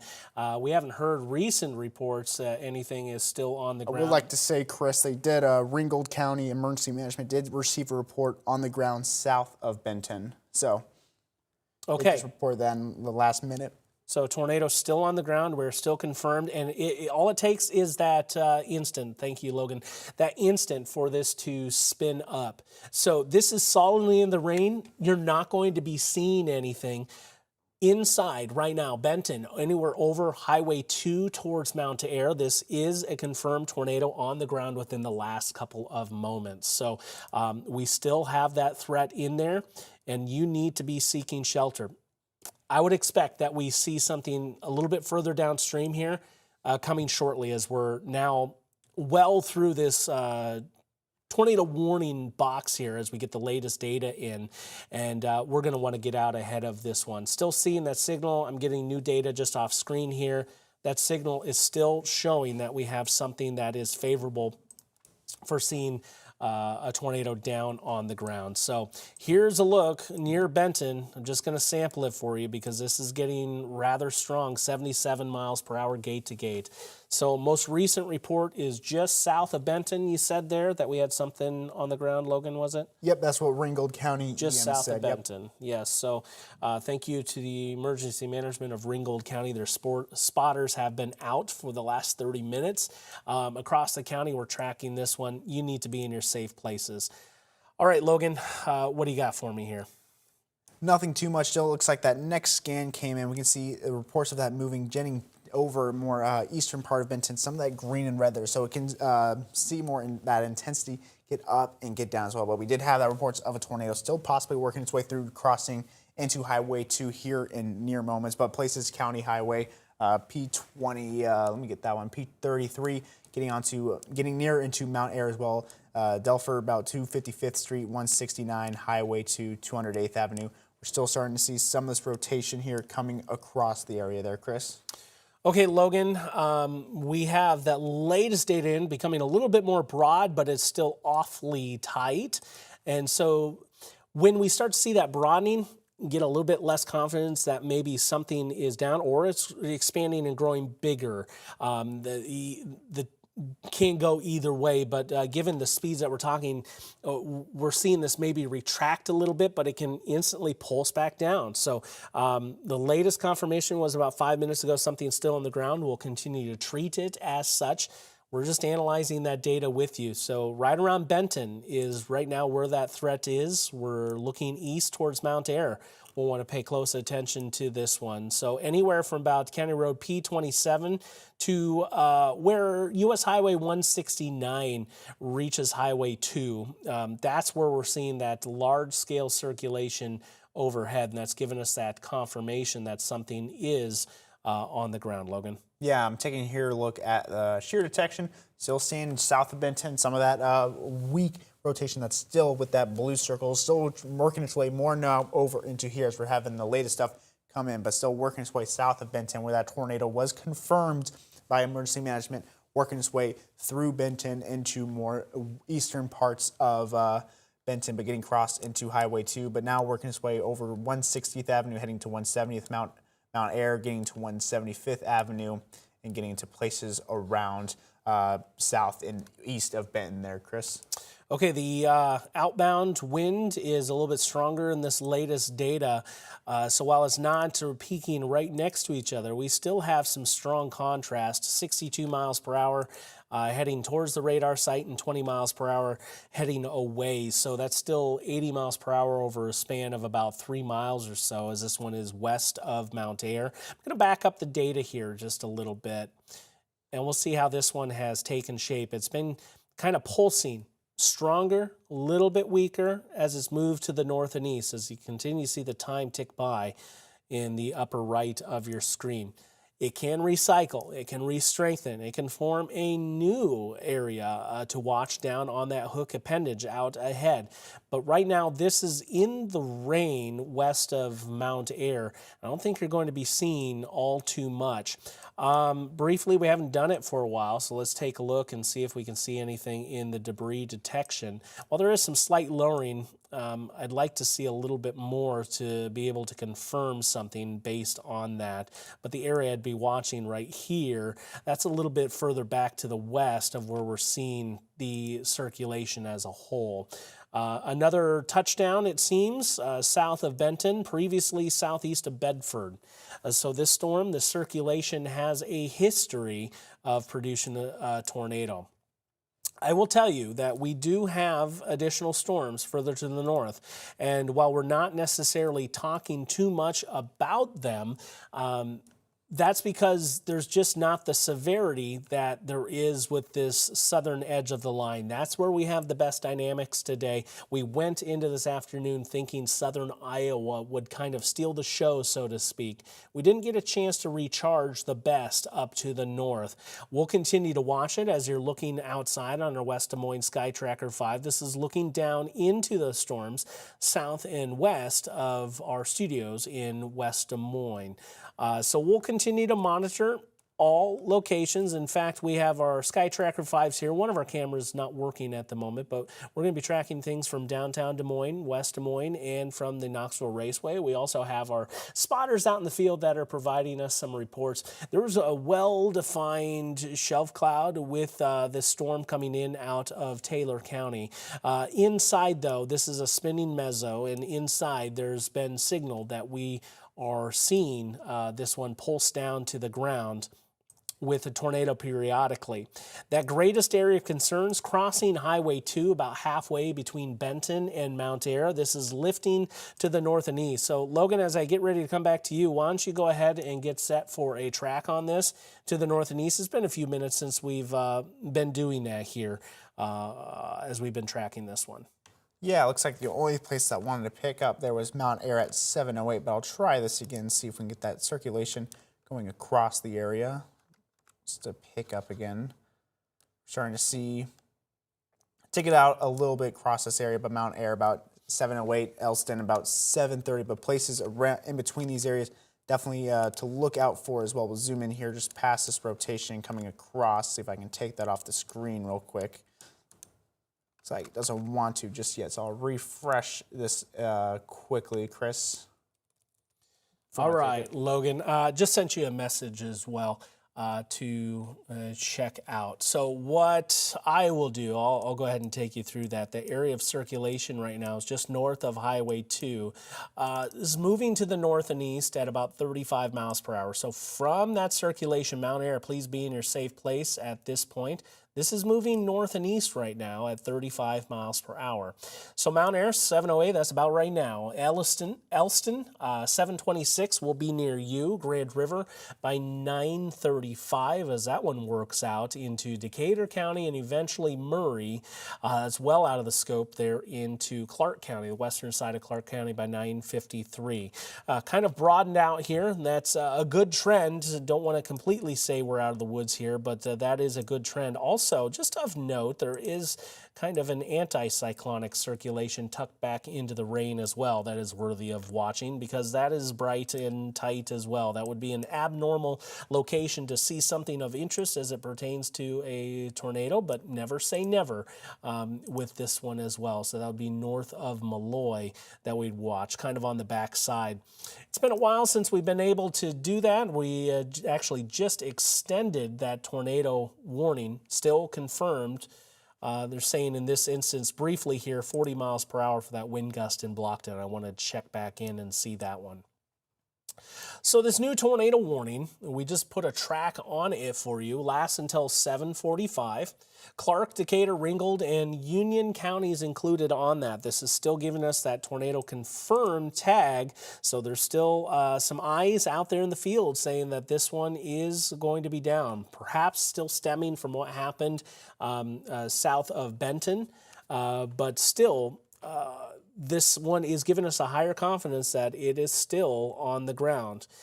This tornado is located near Elston and Beaconsfield. It will be near you around 7:15 is what it's saying at this point. So the tornado was located near Mount Ayr, moving to the north and east at 40 miles per hour. So just a tick faster than those times that I just gave you. Logan? Yeah, I was just taking a look here at the velocity. I was trying to mess around with some stuff here, but still seeing some of that circulation. But yeah, that new tornado warning that has been observed that's now heading into parts of Clark, Decatur, Ringgold, and Union County until 7:45 for an observed tornado that has had that history of producing a tornado, pushing through the area, now heading into some of those counties there for Clark, Decatur, Ringgold, and Union. Chris, is there anything else you're seeing? No, it's pretty broad rotation in the grand sense of things, but we're still continuing with the tornado confirmed. This one from the circulation to watch is over Mount Ayr, and right now it looks a lot weaker than it was. That's a good trend, but right here north of Mount Ayr, right about Highway 169 by a mile, that's the area we're watching, the green. And I'm going to switch it to get off the storm relative. Right back to it. The green is heading to the north and to the north and east right now. And our reds are coming back to the south and west. So the area of circulation is kind of wrapping around right in this vicinity right here. So just north and east of Mount Ayr. That's our area to watch. As I zoom in, that area of circulation to pinpoint a little bit more closely for you, about 240th Avenue and 210th Street, just east of Highway 169. So a couple of confirmed touchdowns now that we're seeing, and still tracking a little bit of activity south of the border. And this will be interesting to watch to see how it transpires. Arena, a Reading area, and then we've had a persistent circulation coming in from the Parnell area that is just a couple miles south of the border as well that are worthy of watching over the next 15-20 minutes. Yeah, they took out some portions of that tornado warning in Taylor County, which is including Blockton and Platteville and getting into Reading and also Bedford. So you are out of that tornado warning as of now, getting into the back end of that storm there. So you are able to get out of your safe places now, but places getting into Mount Ayr, heading more into Highway 169, heading into County Highway P64, P68, Beaconsfield, Grand River, start getting into those safe places now, whether it is the most interior room if you only have one floor or you have only one main floor with no windows, or if you do have a basement, make sure you do get into your basement as well for this tornado warning. That's going to be until 7:45 going through those parts of areas there, Chris. Okay, just to kind of catching up with chatter via the National Weather Service chat, and I'll just read them through. You have tornado over 169 and J25. It's been bouncing around on the ground. So The latest report was 7:04 north of Mount Air that this one was still kind of bouncing around on the ground. I do think the trend, at least on the velocity, is going the right way, but this one's still been able to persist despite that. Now, about 15 minutes or so ago, we had a pretty strong signal as this one was south of Benton. That this one was on the ground, still producing a tornado about 7:04 right here. And by then, that circulation is just north and east of Mount Air. And it doesn't look all too impressive, but sometimes it can overcome. I think we're trending the right way here as it pertains to the velocity picture, but we're still keeping things on the ground, and that's giving us that tornado confirmation, that pink coloring on our tornado warning. So heads up on down the line. Anyone in this pink shading needs to be seeking shelter. This tornado's been bouncing around now for the last 15 and 20 minutes. Yeah, I was taking a look here at some of the storm relative velocity, but still seeing some of that rotation going across the Mount Air place. I'm going to make sure I have this set up, but still some of that rotation here. I'll take a look at the shear detection going across and still see some of that more blue still picking up a little bit on that area. So it has seen that history of going down and then back up and down and back up. So it's still something we're looking out for. Make sure you do get into your safe place there, Chris. Okay, Logan, and just one other brief note, there have been some lightning strikes that have been pulsing up out well ahead of the storm, and I'm not sure if the radar is going to pull these individual strikes in or not, but we've been hearing and seeing, and you see it right there over Warren County, these lightning strikes. This is not bad data. These are running out ahead of these storms, some 15, 20 miles. Another report near Sheraton. So just a heads up, a general heads up if you're outside and watching our coverage that there's still some lightning to be had. Running out well ahead of these storms. Well-defined shelf cloud as we kind of deal with a bowing segment now, stretching across Union down into Ringgold County. We'll watch the rear end of this and see if it can strengthen the winds. Still carrying our tornado warning now over the eastern portions of Ringgold County. And I'll say the velocity signal is not jumping off the page at me any longer here, but if we're watching an area, it's going to be right here, just to the north and east of Mount Air. A little bit of a closer look. I'm not getting my cities to populate. Logan, I'm going to send it over to you and see if you can get it done. Yeah, they did put in a local storm report quick for just 5 miles north of Mount Air for multiple reports of tornadoes touching the confirmed tornadoes going past Highway 169 there, but I'll see if I can bring up the velocity there and have that picked up and see if we can see some of that rotation with cities going across the area there. See if going across through just north of Highway 169. Looks like not some of my stuff also doesn't want to load there. Chris, send it back to you. That's all right. We can come back over to me. What I'm going to do is I'm going to take you over here. I just want to show you on our power outages map down into Taylor County. It might be difficult for you to read, but 196 are out of power in Taylor County. That is 196 customers, not necessarily people. So 6% of the county dealing with that. So likely some strong winds there. And of course, we did have a report just west of Taylor County of 84 miles per hour south of Clarinda. Not seeing any official outages there into Page County, but it is something that we will continue to monitor as we progress. That can sometimes be an indication that we have some very strong winds when you start getting those power outages to come into play. And that can confirm it without any firsthand confirmations. So just doing it remotely, if you will. Tornado confirmed as of 7:04 north of Mount Air. We'll just briefly throw those reports up on the screen. And I don't have that latest one with it, Logan, but you definitely did. North of Mount Air is where we had that going on, where we had that confirmation. We don't see the kidney bean effect any longer as it sits on our screen. It's kind of washing out into be more of a linear mode here. So I'd be watching for some stronger winds to really take precedent with time. So north of Mount Air was the most recent confirmation. I'd put that area of circulation now a few miles to the north and east at this current juncture. Yeah, and I was taking a look here with that tornado warning. If you are tuning in now, we do have that tornado watch for portions of southern Iowa, heading now past Highway 35. We now include these 4 counties over here, moving its way in, but still this is going to be until 10 p.m. for most parts of southern Iowa. As we're starting to see that shift over more into the east there, Chris. Okay, back I have the radar picture up on what we call the thunderstorm energy, and that best energy is over the central and southern portion of the state. The leading edge of these storms is really going to be the one we need to watch, and then as this trails off, we'll start watching northwest Missouri once again to see if it can pull in. Anything that moves in behind this line just does not have the energy necessary to chew on and produce those significant risks. So the way it looks with that storm over Ringgold County to me is now we're going to have to watch for maybe the quick spin-ups with tornadoes with it, and maybe more of a wind-driven event. But even still, it's not giving us the significant tightening of the wind, the brightening of the colors, if you will.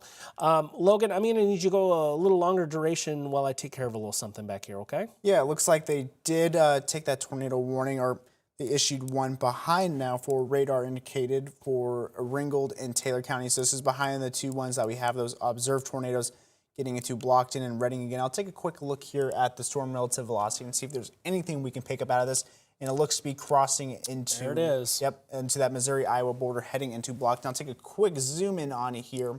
See some roads. So Missouri Taylor Street, Winchester Avenue, Highway P14. Starting to see that rotation pick back up with some of those storms that we have seen a trend with going back from Missouri up into Iowa. The latest tornadoes that we have seen has had that history, so we're starting to see one more now. Another couple that work its way over into Iowa, Missouri, now back into Iowa, crossing into Highway P14, Winchester Avenue. And I'll take some more streets here across this, getting to Yellowstone, Tagold, and 110th. This is for another tornado warning that has radar indicated rotation along just behind the 2 confirmed tornado warnings that have been issued that are pushing ahead further. We're starting to see more rotation now work its way back up into Blockton there. Chris. Okay, Logan.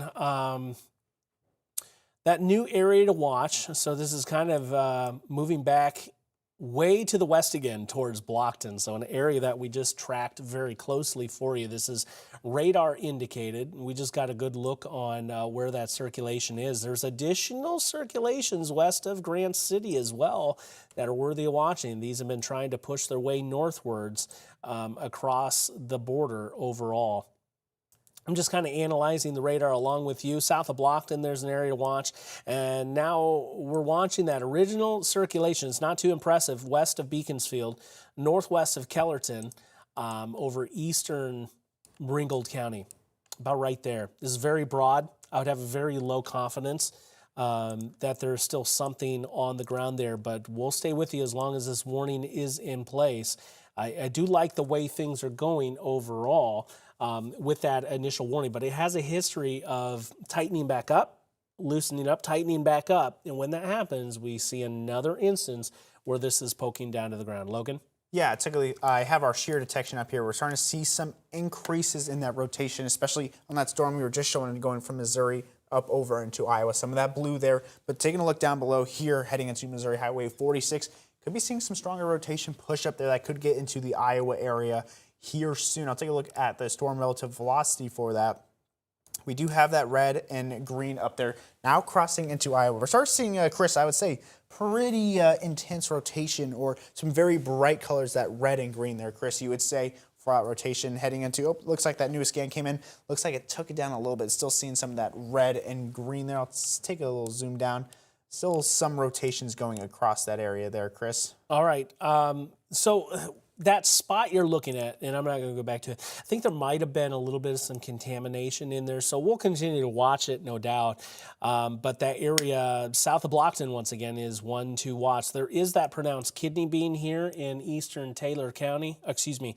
Beg your pardon, this is Ringgold County that we're talking about. And this would be the area we're watching. It looks like that circulation now may be towards the front edge of this one, whereas previously it was kind of rain-wrapped. And so this is the area that is being fed with the storm. as we look in a linear mode here, and linear I mean you see a big long line of storms, what you start looking for is those little carve out sections that is a signal where the updraft is feeding out into this. All along the leading edge of this line, there is some shearing that is going on. And so we'll watch any of those little shears to form into those little notch outs. And that's where we'd be watching for a tornadic risk. So this is certainly morphed. I do believe we have an embedded supercell in here, but that circulation has taken more of a pronounced role along a whole line of storms rather than being one individual storm. Here's the latest data, and it's quite the notch now, and I'll go over to the velocity picture for you. And here's where we're watching. It's not bright, it's not tight, but that would be the area of circulation we're watching for tornado potential. Still carrying the official tornado confirmed on this, but we haven't seen much chatter coming in from the Weather Service that this is still on the ground, and the data looks to be a little bit more favorable, is keeping it up in the air, Logan. Looks like, Chris, they did actually, just now, they did take that back to a radar indicated rotation for Clark, Decatur, Ringgold, and Union County. So they have pushed that now into radar indicated rotation, but still something we're going to definitely take a look at, as that's going to be until 7:45 for this tornado warning going across 4 counties there, getting into Clark, Decatur, Ringgold, and Union County. I'll take a look, see if anything else has come out with some of the rotations we were looking at, but that is still a pretty impressive little notch there in that rotation, but still looks to be not what we're seeing, that is heading towards Beaconsville. Some rotation going across their County Highway P68. I'll take a look back down now, back into that rotation we're seeing near Blockton. I'm not really seeing too much, but still could have some rotation there getting into parts of that Missouri and Iowa border that could be crossing back into Iowa there. Chris? Okay, I have a West Des Moines Sky Tracker 5 lined up. We do have a couple of points that look like they're dropping a little lower in the sky. What I think we're going to see here is overall kind of a weak shelf cloud punching into view, and I believe that's the feature we're kind of looking at here. We're looking off to the south and to the east. And where that is exactly looking at is like actually kind of an area of some convergence. No signal of some strong wind in there. I do think once you get down into Madison County, there could be some 40-mile-per-hour wind gusts or so out of this one. But the further north you move into the line, the weaker it has been trending to be here for some time. Continuing on, as I come back to the radar picture here, we have the wind gust popping into view. Unfortunately, this line is just kind of in an area where we don't have a lot of stations to monitor, but most recently, 40 miles per hour was the strongest wind gust out of Blockton, and now kind of a double whammy here under another tornado warning after seeing a confirmation just to the west and northeast of you earlier. So the tornado warnings, you can essentially ignore that tornado confirmed one at this point. It's too late to be canceled, so that will stay with us. But out ahead of it, that red warning that encompasses Clark, Decatur, Ringgold, and Union County has turned back into radar indicated. That certainly is good news. And briefly here, while we go back to the situation on the velocity picture, there's no big clear couplet, if you will. We're seeing a lot of shearing across this entire line, but we're not seeing a couplet where that data is indicating anything pinpointed along it at this point. Logan, if you can, let's take a wider look across the state, and if you can kind of go over the synopsis on what's happening a little bit further to the north while I continue to focus here down south. Yeah, we're going to be taking a look here up north, just north of that I-80 corridor. That cloud cover that we had today for that northern parts of Iowa really limited the severeness we're going to be seeing throughout the next couple of hours for this area, which is why we're still seeing there's some clearing out later in that afternoon, allowed those temperatures to build up, allowed that instability to really peak through and allow for these tornadoes and some severe weather to push through. But getting north of that I-80 corridor is pretty tough. We didn't have a lot of that. We had a lot of those clouds, so those temperatures really weren't able to warm up and then create a lot of that instability, which is why we're just seeing some general showers and thunderstorms pushing across the area, and nothing really much on the severe side for that. So those clouds really did help today for allowing that threat to diminish for parts of northern Iowa, but not so much in southern Iowa. They did see some clearing here. And we'll take a look at some of what the Storm Prediction Center was saying for tornadoes, hail, and wind. That biggest threat still was going to be down in southwestern Iowa. That's been pushing through almost to that I-35 corridor, getting into Ringgold County. And Creston, we still have this tornado threat here. I think that's going to be diminished down a little bit thanks to the clearing that we did have. So I think that can be pushed down a little bit, but still hail and winds were some of the ones that we were looking at. I'll put on our wind threat here for today. We still do have some of that threat. So that wind can still push through some of those straight line winds like we did see yesterday with those up to about 70 and 80 mile per hour gusts that we're still seeing down here earlier today, but could see some strong gusts pushing through. And hail was still a param. We didn't see a lot of hail yesterday, but could still be a decent possibility today. We see some places getting about 1.5 inches. That biggest threat was going to be near Omaha, heading into that extreme southwest Iowa. But we still saw some reports of 1.5 inch hail and inch hail over getting into parts of southwestern Iowa. And that was today's synopsis as well. Now, overall, the biggest threat was down in Kansas, getting into Missouri with that biggest threat with that red there. That's that moderate chance for severe weather, while the rest of Iowa here, mainly into central parts of Iowa, heading into Omaha and in western Iowa, we do have that enhanced risk for severe weather. But I think those clouds are really going to limit the chance for some severe weather to head up there north there, Chris. Okay, Logan, I'm actually going to turn off the Des Moines National Weather Service radar at this point. I want to focus in on this circulation. It's in northern Missouri near Grant City. This is currently tornado warned. It is lifting almost due northeast. So give it another 10 minutes and this circulation to watch. And this is radar indicated tornado warning, would be worth watching as this one gets into Ringgold County then. So another area to watch just north of Arena, Missouri, and as that one targets into Ringgold County once again. All right, we'll come back in and show you the reflectivity. Just one report I do want to pass along, and this was at 7:14, I believe. Excuse me, 7:12, there was still a report of a tornado on the ground north of Mount Ayr, but since we've seen this warning go back to radar indicated, so National Weather Service receiving reports that this one has gone back up at this point. So we're carrying 3 tornado warnings. One is going to go away here in 3 minutes. That's that pink box. Underneath until 7:45, we have these 2 tornado warnings for Clark, Decatur, Ringgold, and Union County for that washed out circulation that previously confirmed a tornado. And then we've been watching a circulation south of Blockton, but also that's going to dual purpose there, that area north of Grant City to be watching over southern Ringgold County as well. That warning goes until 7:45 as well, as you see it getting trimmed up on your screen. Actually, that lasts until 8 o'clock. So we're going to be on with you at least for the next 30 minutes or until these warnings will be canceled if that is the route that these end up going down.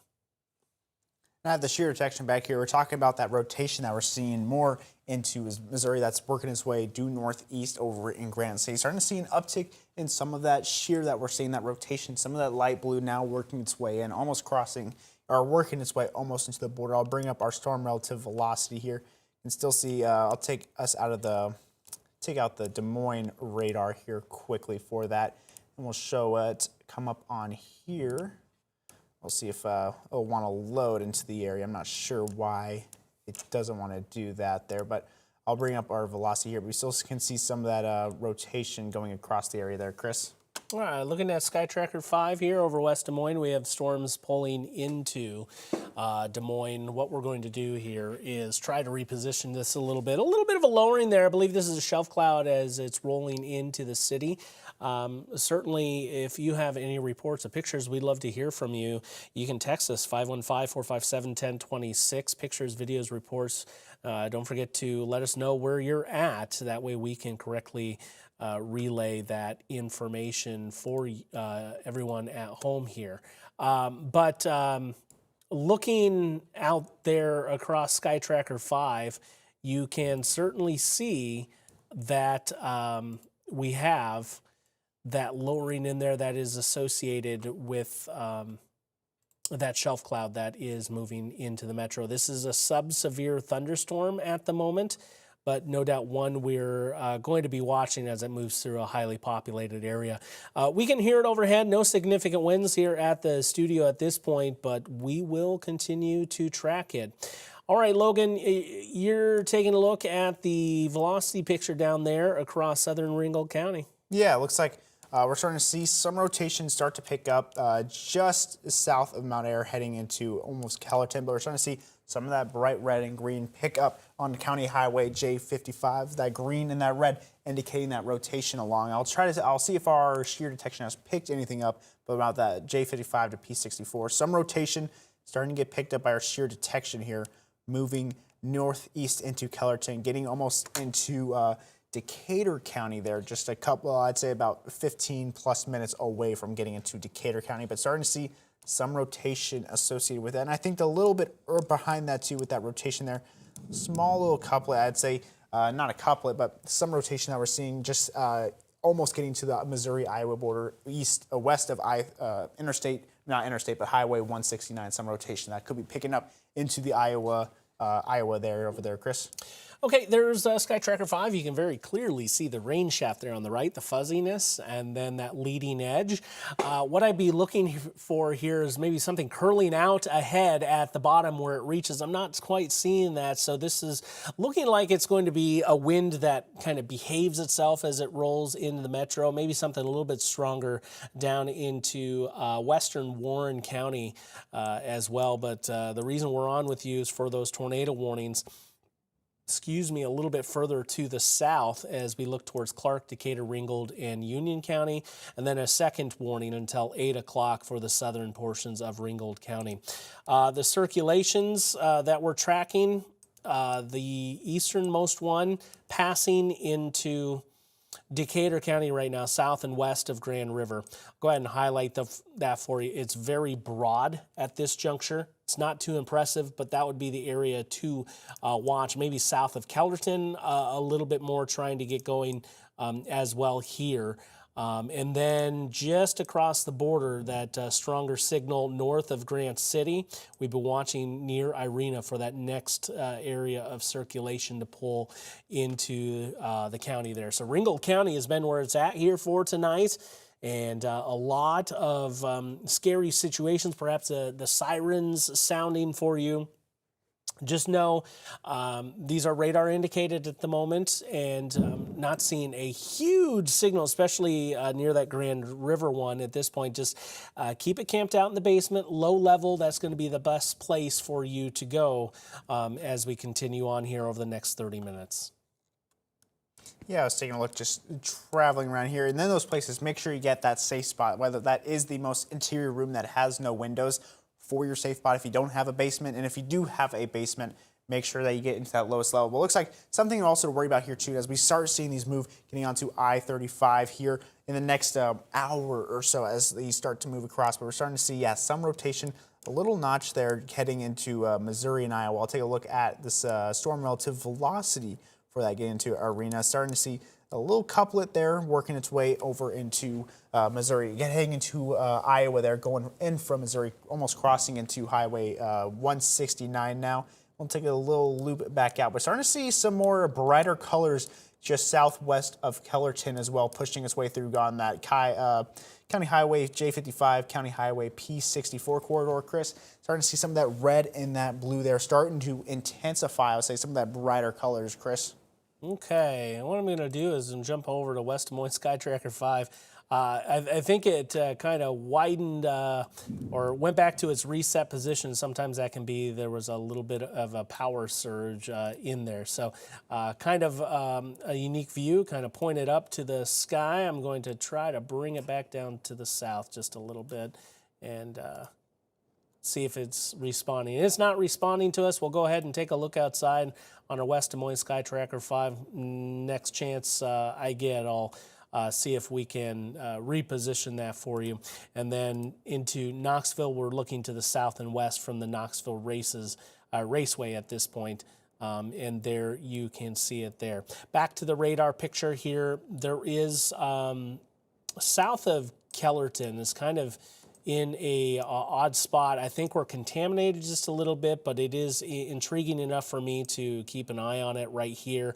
The colors being more scatterbrained, if you will, is kind of telling me there's some influences as this one passes through the heart of the storm that are making this one a little bit more haywired. But certainly some crossing paths there of inbound and outbound winds.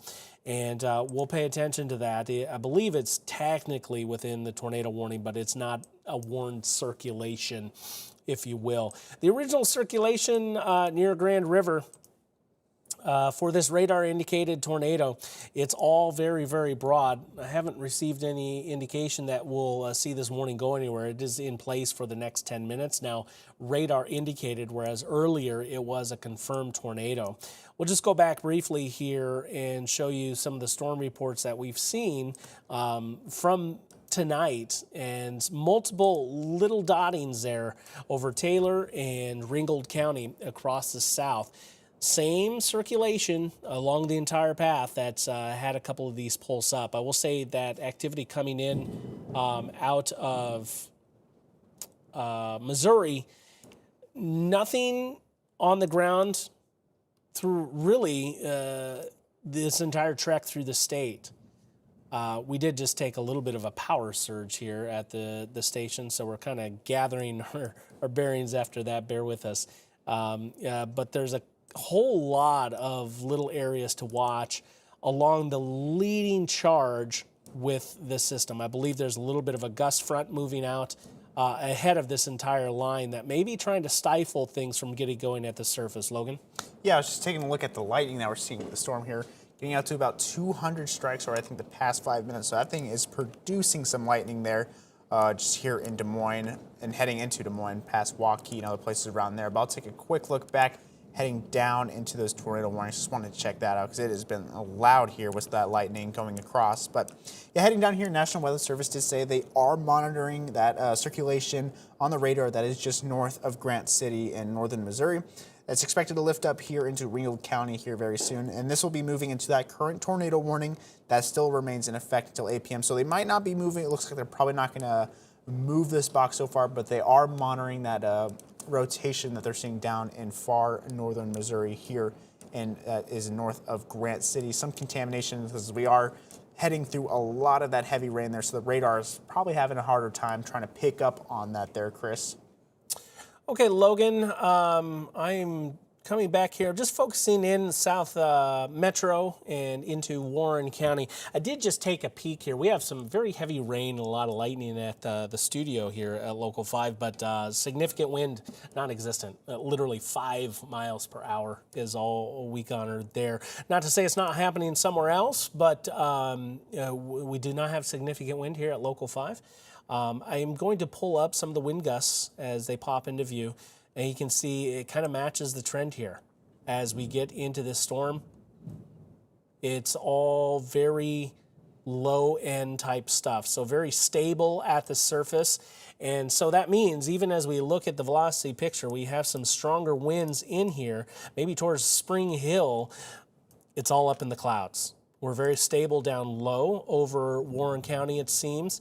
We'll continue to monitor that situation, some heavy rain, some vivid lightning, and we still continue to take some power little surges here as this one moves through West Des Moines, but no significant wind, at least at this point. We'll see how the Des Moines International Airport fares as this one pushes through.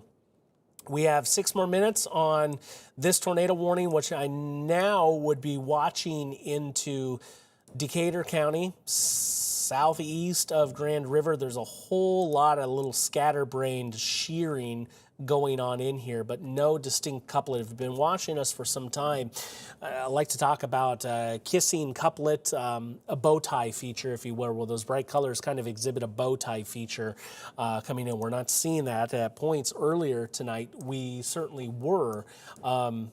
So storms moving through the metro. The tornadic circulations are down to the south.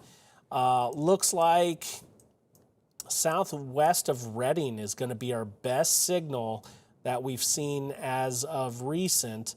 of maybe something building in, and that's ultimately going to be spurring from this overall broad scale circulation that's been coming in north of Grant City, Missouri. Just over to the reflectivity, this would be solidly into the rain.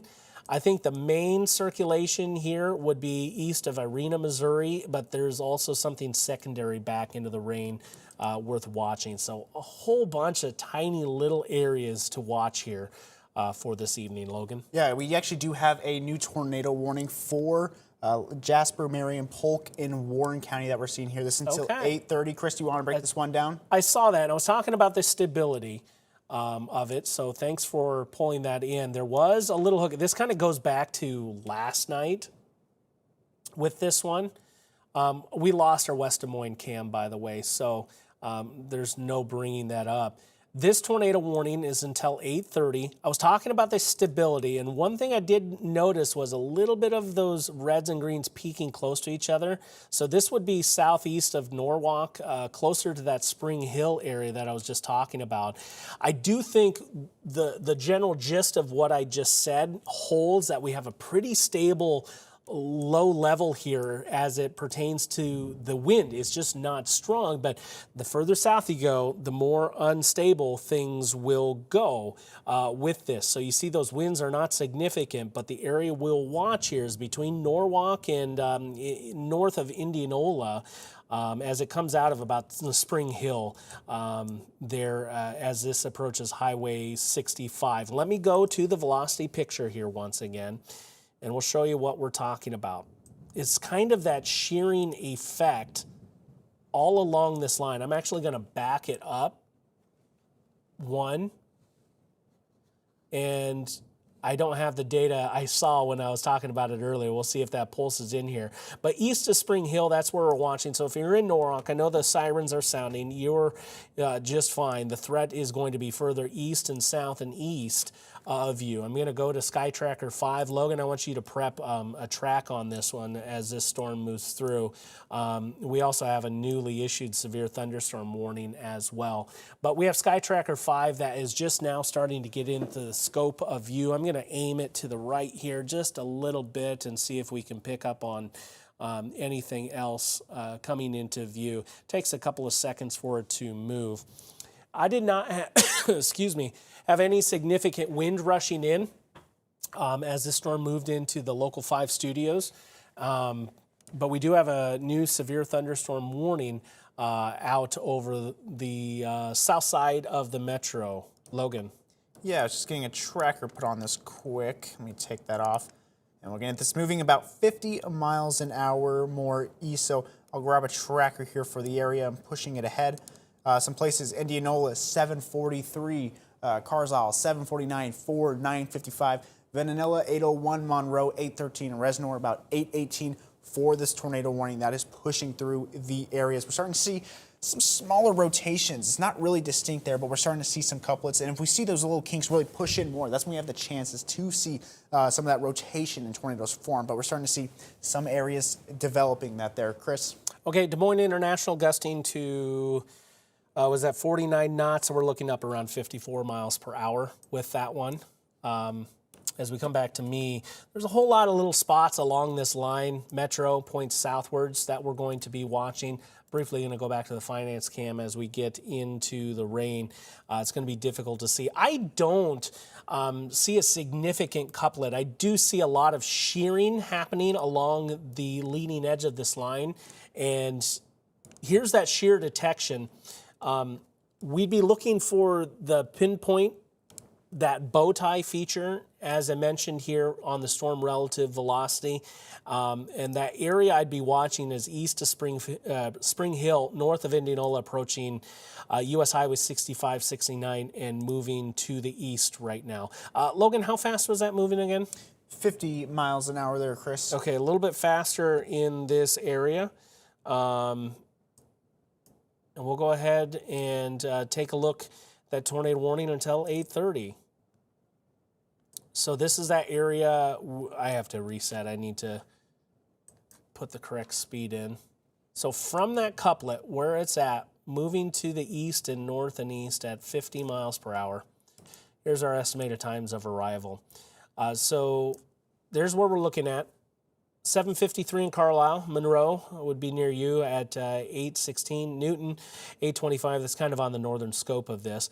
And then getting into Sully at 832, that would be the area to watch from this. So solidly into the rain on our Des Moines Sky Tracker 5 here. Logan, have you seen a distinct couplet that we've seen here in northern Warren County at all? I have not. I was just looking, taking a look down south. They did get rid of those tornado warnings for Decatur and Ringgold County. So now we just have this tornado warning left for Ringgold and Taylor on that far south part of the county there. And I'm taking a look at the rotation here, seeing if there's anything I can find. Nothing really too much I can see with rotation there, Chris. Not any couplets. So I'll take a look back up here, but it just looks like, yeah, just very fast winds that are blowing through, but nothing too much that's screaming a couplet, Chris. There's a lot of shearing along this line overall, as we mentioned. Here's the latest data. This one's rocketing its way east. We're kind of accelerating out ahead. That area to watch, I think, is getting closer to Carlisle, so getting a little bit more swift, probably even faster than what we just mentioned on our track based on the reflectivity. This one motoring through its way to the north and east. You see that little hook, the little appendage here? That's what we're going to be watching at this point as this one approaches Carlisle. At the moment. So just another look back outside on our finance cam, some heavy rain. I'm not seeing a significant jostling of the camera, so we don't have the major wind component, at least into downtown at this point.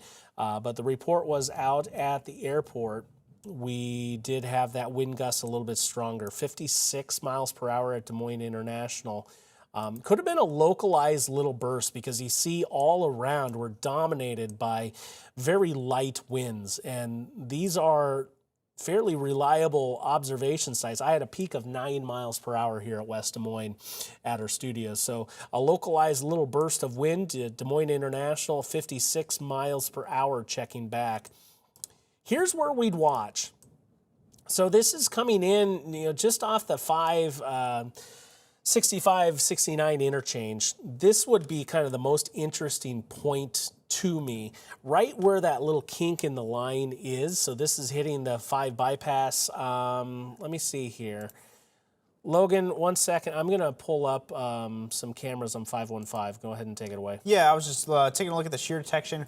Not necessarily like we're seeing the rotation there, but along with those winds, we're seeing a strong wind getting up to those line of blues there, even some even light blues and some purples in there. So we're seeing some really strong winds with those shears pushing their way across. And you can take a look at that camera. That is Highway 65 and Army Post Road. You can't see anything so far out there, just some headlights that they're now putting their hazards on. That is a signal that you have some really strong wind when that happens, and this is not too far away, just upstream. We're yet to see that rain come into view. This is as we get into and out of our work zone, kind of into the flats there as you approach the Des Moines River just north on Highway 65 on the bypass. We'll go ahead and keep this view up here for just a little bit. Logan, I see you tracking the velocity feature.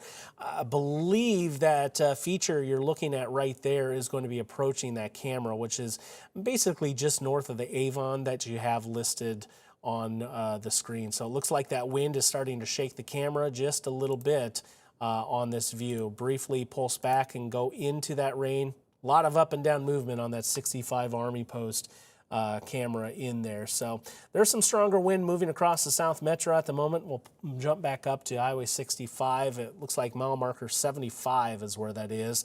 Getting closer to the Des Moines River, this looks to be about a mile south. So starting to get some shake in there now, and that area that I would say is the most interesting on the velocity picture should be coming into view in this area here momentarily. So that's why we have it up on screen for you. What I'm going to do is briefly, I'm going to route in kind of a different look into your input here so we can get a sense on where that velocity is nice and big. As big as we can up on screen. So we'll continue to watch that for you. coming up on to 7:50, and you see the update. North of Carlisle, east of Avon is where we're seeing the worst of the conditions at the moment as it pertains to the wind with this, and kind of the area to watch for maybe a bit of a tornadic circulation. I believe this is starting to get on the northern edge of that warning. It is. It lasts until 8:30 as well. One interesting aspect I just saw on the velocity picture, and I'll go back to it, was actually a bit of a scatter spike in here. Right there, coming out. So maybe some hail tucked away in there. Logan, I'm not seeing a huge signal for hail, but there appears there may be some small hail running over the Des Moines Metro at this point. Yeah, and Really picked up quick there, didn't it? I agree. Yeah, that just came through. They actually did extend that tornado watch, Chris, into Polk County, heading into also Jasper, Marion, Poweshiek, Marshall, and Tama County. So we're starting to see an expansion of that tornado watch. Now, this is still until 10 p.m. Now, originally, we just did have mostly west of I-35 and south of I-80, but we're starting to see this now getting extended into central Iowa, which does include Polk County in the Des Moines metro area. So Storm Prediction Center, National Weather Service, starting to see that tornado threat really start to push up, potentially up into central Iowa there, Chris. Okay, I'm going to refresh our camera here just briefly and take you back to my max as well. Some small hail, definitely some gusty wind in there, and that camera is shaking a considerable amount within. Let's check out the latest of the velocity data. Kind of two areas I would watch on this cell north of Carlisle up through Altoona. And I'll go ahead and just put my arrow on it. I know it's small down there in the corner as we watch this camera bounce and shake around a little bit. That's got to be a significant wind to get it to be moving that much. Looking at US 65 there at mile marker 75. Shaking out there. But north of Carlisle towards Altoona, that's would be kind of the best opportunity to see a tornado come to fruition. This is a radar indicated tornado warning, and I'm not quite seeing the signal that something is viable at the surface right now. Let's go back down into Ringgold County south of Mount Ayr. I will come up full screen for you. We're getting that hook coming into the southern part of the county. This tornado warning goes until 8 o'clock, so 8 more minutes.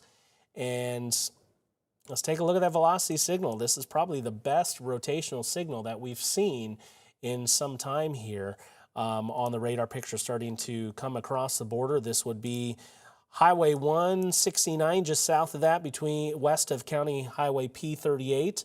And where P32 meets 169 to the east of there. That's about where that threat would be. Just showing the rotational component here up on the screen. There it is, that darker blue moving into view. So we're back down to the south with some additional threats. You do see kind of the blues pulsing up here. And why we don't call this tornado detection is because we're looking at shearing, and that quite literally means that the two directions are going directly across each other right there, but you still need it to pinpoint a little bit. This would definitely be some areas to watch for that to happen, as you see here, just off Pleasant Hill and north of Carlisle. You see where there's a little bit of a hook coming into view here. That'd be an area to watch. And then south of Pleasant Hill here. Fortunately, on the inbound side of things, we're not seeing that strong surge. And what we do have is kind of that rush of air and wind kind of pushing out ahead just a little bit. And sometimes that can help cut off that updraft going in. So right at that kidney bean there, and then again, east of Pleasant Hill. We'll wait for the new data on the velocity side of things, but if we're going to see a tornadic circulation, that's where it's going to be. If you're still hearing sirens in these areas, inside the red shading, you need to continue to seek shelter for a possible tornado there at this point. Logan?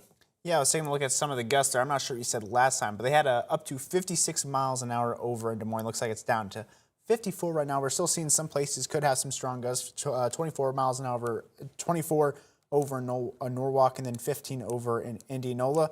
But something that's starting to look pretty interesting, starting to see a little kink down there in Missouri and Iowa there. not just south of Mount Air. That little kink right there, that's where that rotation that Chris was showing earlier, just about Highway 169. Then I'll bring up our storm relative velocity. And taking a look there, we do see some of that rotation with that couplet, that red and that green. So that rotation that's building up associated with that couplet there. So that's a place we're taking a look into now with that tornado warning that's still in effect until, let me bring that right back up. It looks to be past about 8 o'clock. Let me get that tornado warning back up on here quick. Until 8 p.m. So something we're looking at right here. This one has 5 minutes left, so we'll see what the National Weather Service thinks with that rotation if they decide to put another one down or extend it maybe there. Chris? Okay, Logan, I'm getting words that there's still some sirens sounding out towards the west and southwest side of the metro. Specifically, I'm hearing from Norwalk. You are safe. That threat is more to the east. Unfortunately, that's just the way the sirens sound in Polk County. They're all kind of looped together in certain zones, and unfortunately, it can give a little bit of a false sounding in some of those instances. So I'm here to tell you, only if you are in the red shading here, you need to seek shelter. Probably the best signal we've seen right in this little bit of a kidney bean right here near Adelphi. Of maybe something trying to come to fruition.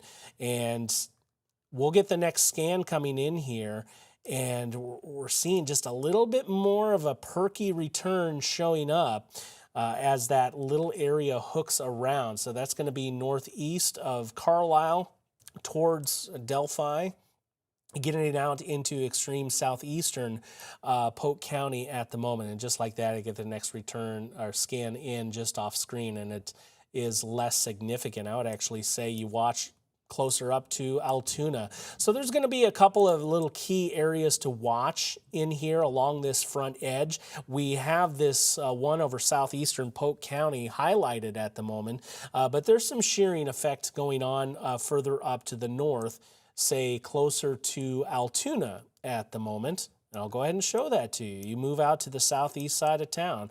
Right here, there's that little notch where it turns northeasterly. That brightness coming into view, that's where we definitely would watch. Logan, I need you to take it away here for a second while I'll dial up a camera. Yeah, I was taking a look here at some of that rainfall because parts of southern Iowa have seen a lot of rainfall over the past couple days. We're starting to see radar estimated rainfall over in Taylor County really start to build up, getting into possibly 2 inches down there again. So some flooding. We do have that flood watch in effect. So potentially some areas could start seeing some flooding. But a lot of areas, especially for southwestern Iowa, heading along Highway 34, could see up to an inch, but mostly probably around half an inch for rainfall that's estimated so far in the area. And we'll take this up just a little bit into Des Moines, over into the Des Moines Metro. It was a lot of a heavy rainfall there. So that little short burst of rain could have gotten an inch in some places, but probably half an inch of a lot of that fast rain coming through across the area. I'll take a look back here to see if there's any more something said by the National Weather Service or anything here. Looks like a delayed report. There was a pea-sized hail in Urbandale at about 7:48 p.m. So we started to see up north in that Des Moines area some potential for some pea-sized hail that came through earlier. And it looks like, Chris, you have some cameras brought up there. Yeah, this is going to be in Altoona, 1st Avenue at I-80. Anytime you see flashers, you know it's heavy rain coming in.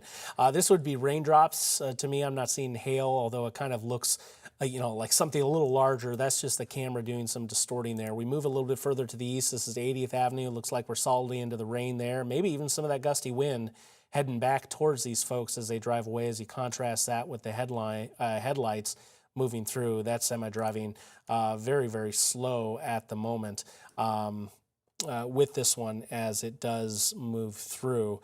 But certainly watching that area over near Altoona, I will zoom in nice and big so you can kind of see that area I'm watching. This is why I have these cameras up, to see if we can spot anything that would suggest a very strong wind. So we'll be seeing this camera. This is a mile marker 147. This is getting very close to the rest areas in there, in that area. We'll keep this one up on screen. But if there's some small areas to watch for some shearing that could spin something up, just east of Altoona, and by now this is moving closer to the interstate, moving to the north and east, that would be certainly a viable area to watch.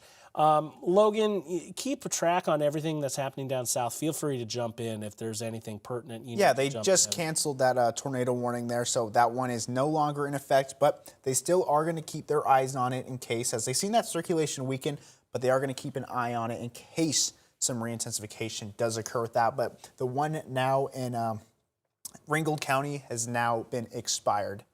Okay, so we can take a little bit less focus off of the south, though there are still a couple of tornado warnings out there to the south that we will monitor across into Missouri.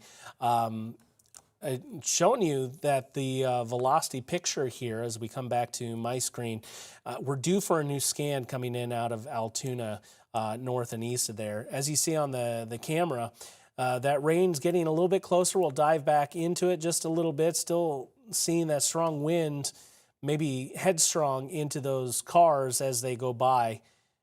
A little bit slower against the semi. We'll go just a little bit east here and see if we can get a sense on what's happening. It looks like that heaviest rain just starting to get to this camera location at the moment. So continuing to monitor the situation. There is officially a tornado warning and a severe thunderstorm warning across parts of Polk, Warren, Jasper, and getting into Marion counties, with that tornado warning being on the southern side of the whole evolution of this little Boeing segment. I do continue to say that the wind appears to be a little bit more of a localized influence. We did receive a report of 54 miles per hour at the Des Moines International Airport, and then you see 20 at the 5 and I-35 Southwest Connector, 43 in Ankeny, 28 up in Ames. So over the airfield, we certainly had a stronger little bit of wind move through. And I find this little notch out there east of Altoona to be the most interesting at the moment, even though that is officially outside of the tornado warning. All ahead of this line, want you to continue to be mindful of the situation that is incoming. Logan, how fast is this storm moving? Yeah, let me check here again. I believe it was 50 miles an hour, bring it back up. 45 now, moving northeast. There, okay, Chris. I'm just going to track the leading edge here as it sits to that shearing effect on the line. Moving to the north and east, I'm going to have to reposition this one, moving too fast for the zoom level for me. As it sits, moving to the north and east at about 45 miles per hour. These would be communities next in line to see this. Bondurant, Colfax, and Metz through the next 20 minutes. Newton by 8:30 will be getting closer to you. As we move towards the bottom of the hour. Kellogg shortly after at 8:40, and then we get into Gilman and Grinnell closer to 8:52 and 8:54. Logan? Yeah, they did just take out Warren and Marion County for that tornado warning. So down there, you can come out of your safe spots down, and if you are in the northern parts of Warren, so near Hartford, Carlisle, Swan, and then parts of Marion County as well, getting into Monroe and some places around there as well. That has gone, it has gotten out of the tornado warning as it's moved a little bit more northward, now overlapping with that severe thunderstorm warning. And also places behind that severe thunderstorm warning have been canceled out too, over in Waukee, Clive, Norwalk, heading into West Des Moines. That has been taken out of that severe thunderstorm warning. That is now mainly in Saylor and moving now more into Polk County and also into Jasper as well there. Chris? Okay, Logan, we just got the latest velocity scan up on the screen. Here, I'll get it up for you. There's kind of 3 key areas to watch, and one is within the bounds of that tornado warning on Highway 163 west of Prairie City, around Mitchellville, and then we look north of Bondurant too. And these would be kind of the key areas to watch if we're going to see something spinning up. That is where it would ultimately end up being at this point. I think we just have these little notches that now we're going to be concerned with, and some reports of some stronger wind, especially across South Metro. Some of this is trying to be able to be surface-based, and we need that to be a tornadic circulation. I'm going to pull up the shear detection here, and there's all sorts of little areas. It doesn't necessarily mean that it's pinpointed, but this is kind of the areas we're watching where we have the opposing winds going right past each other. So those three areas are definitely hottest on the list. You can kind of see those bullseyes, if you will, right here, and then up into here. Those are those key areas that I made mention of that we'll continue to monitor. Only one officially into that tornado warn box for us, Logan. Yeah, and we also saw some reports of some pea-sized hail heading in Urbandale earlier, but we're starting to see not the biggest hail threat, but still probably some pea-sized hail working past Ankeny, more on the eastern side of that I-35 corridor, more north of the I-80 corridor, but getting into Enterprise, probably can see some decent hail getting around that pea-size, so watch out there as well as we're starting to see those gusty winds, but hail is still something on the smaller side in terms of a threat, but still there with probably some pea-sized hail going across there. Chris? Okay, I'm going to come back to the velocity picture, and what I'm going to do is actually you back it up. I want to show you how the winds have certainly intensified. I mentioned we're on the west side. I had 9 miles per hour. Well, that matched the velocity signal. This is certainly strengthened as this one passed over downtown in the south side. We're still on me quick, just to let you know. All right, there we go. Got you back up. Thank you, Logan. So this is velocity as a 742.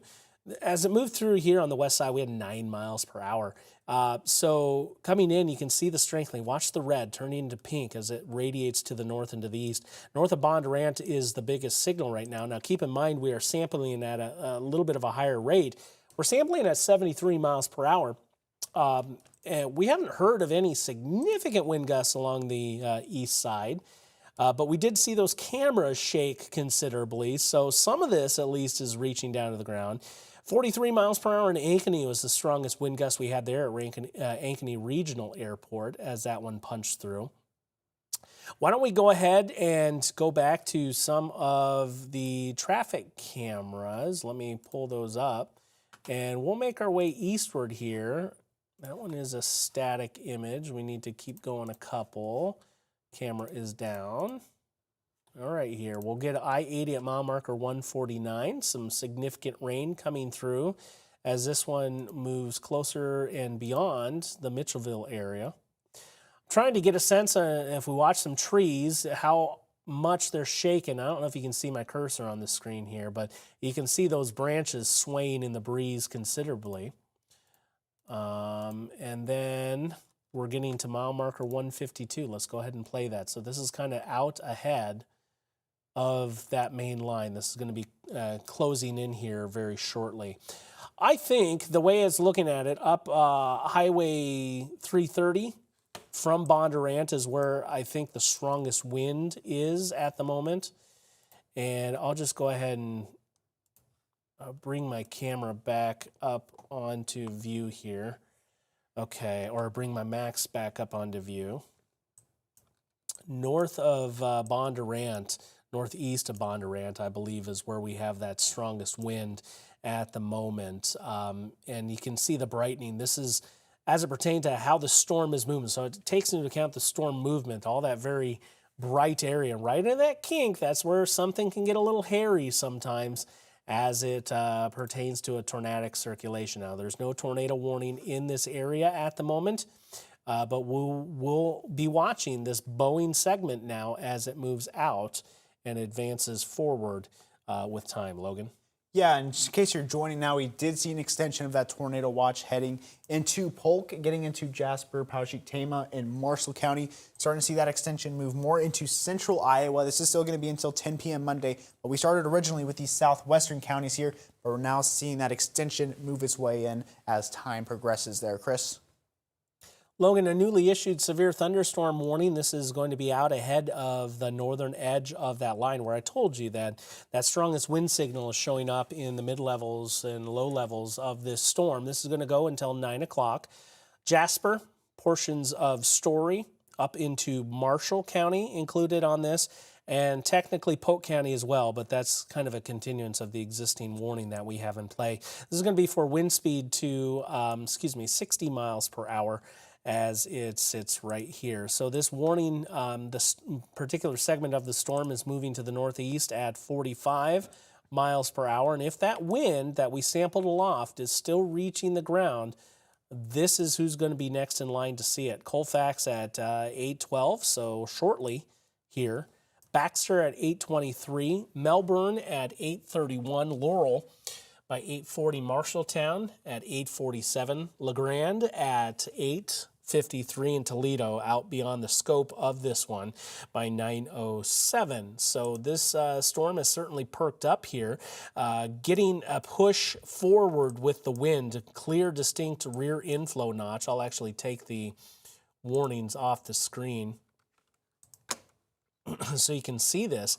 And this can help accelerate these stronger winds out and create the bowing segment. So what I'll do here is I'll highlight that rear inflow. You can see the lowering of the returns, the greens kind of going through that segment. And then, excuse me, here's the bow. So you think of a bow and arrow, right? You're going to shoot the bow and arrow through, and it helps accelerate and punch that wind forward.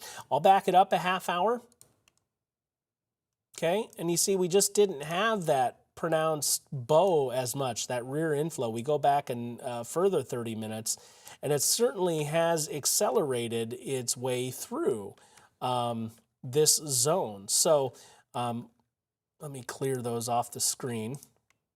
And as we continue back to pull forward to current time, that segment has bowed out a little bit. Same goes for that portion in Warren County too, but we haven't seen significant reports, or we certainly don't have quite as strong of a wind signal up there overhead into Warren County. So that's why we don't currently have a warning in place. 5 miles per hour, that would be northwest of Indianola, is the strongest wind gust at the moment. And just parsing over those latest wind gusts, we did have a 38 up at the Iowa State University campus, 24 at Ames Municipal. Boone checking in at 28. So the northern section of this line, you get outside the scope of the warning box, it's not near as intense. Approaching Mingo, if there's going to be anything spin up on us, that's where it'd be, right where this signal turns back north right there. And we'll go into the velocity picture here.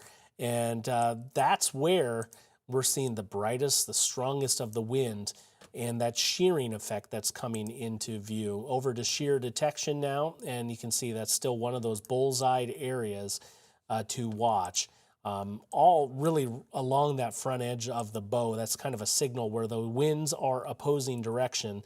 We're watching for those little notches up in there. West of Prairie City is one. I believe that is within the scope of the tornado warning at present. So a lot of things we got to keep an eye on right now, Logan.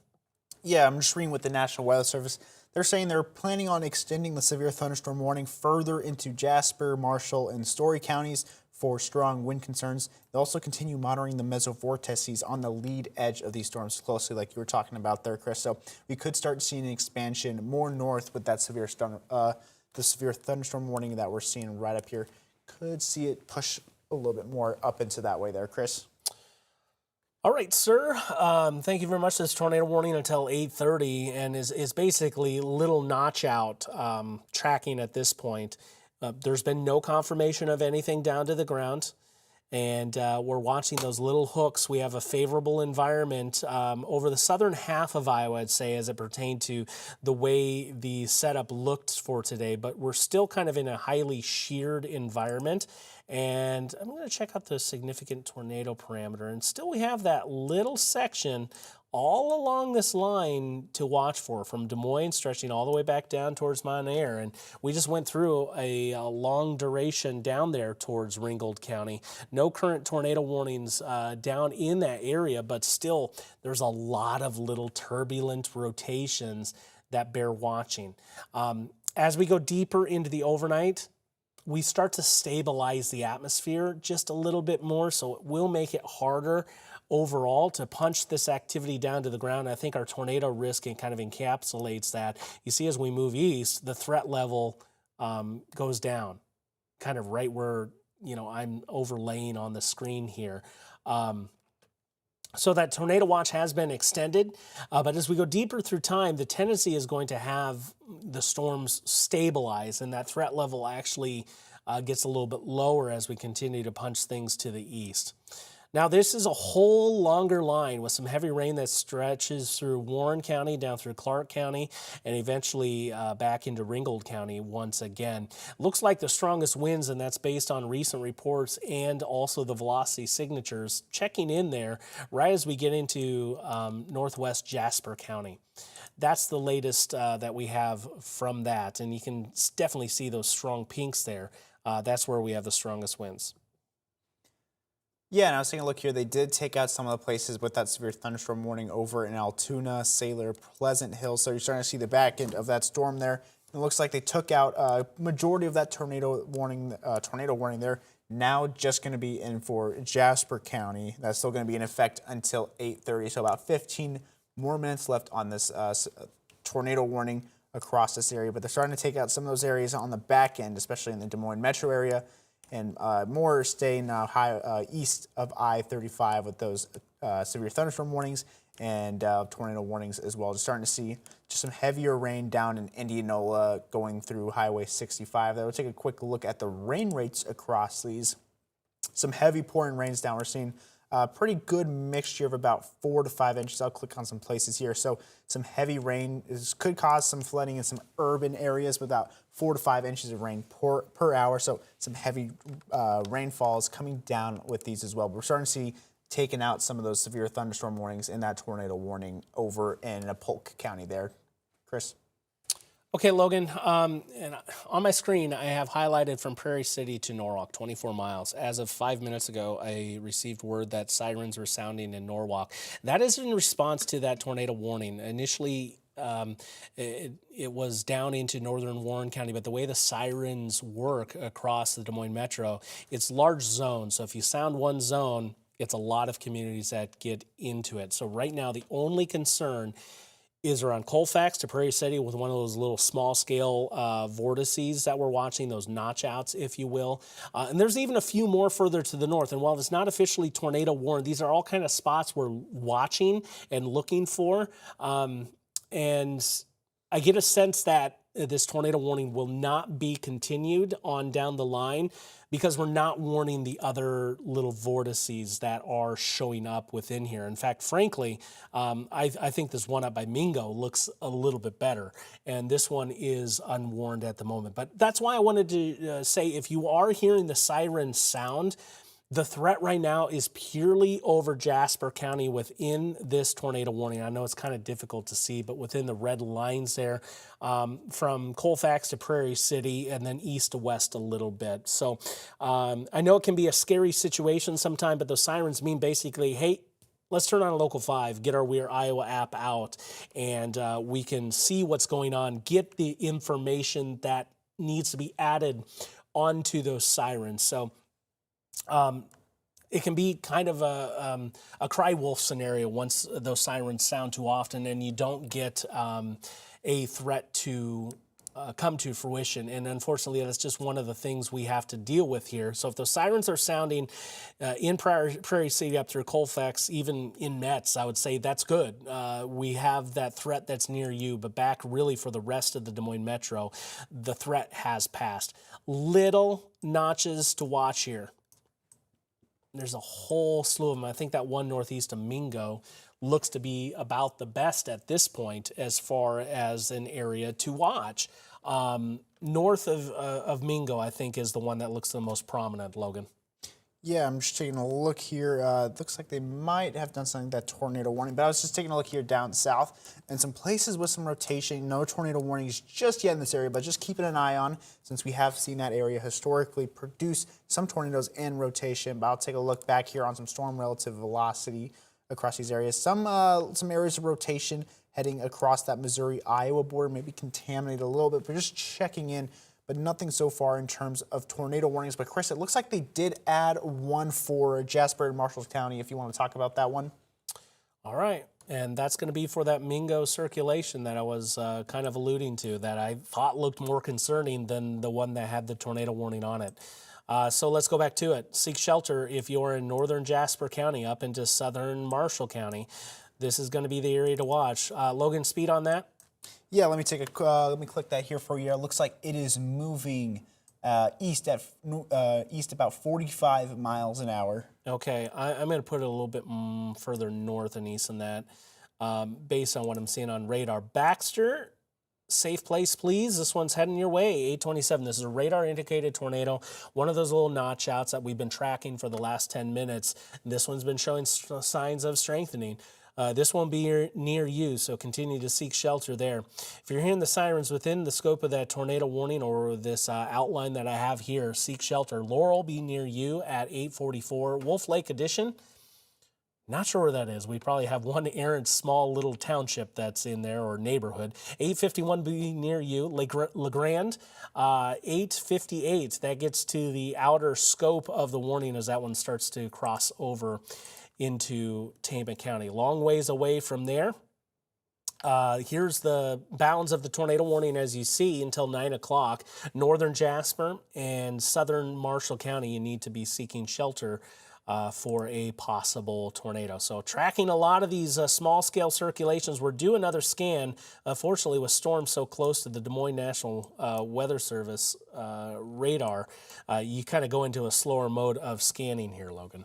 Yeah, they did cancel that tornado warning down in Jasper County. So if you're in Jasper County, let me take a look here back. So those places south of that severe thunderstorm warning, you are safe as of right now, but no more tornado warning there. We're taking a look here.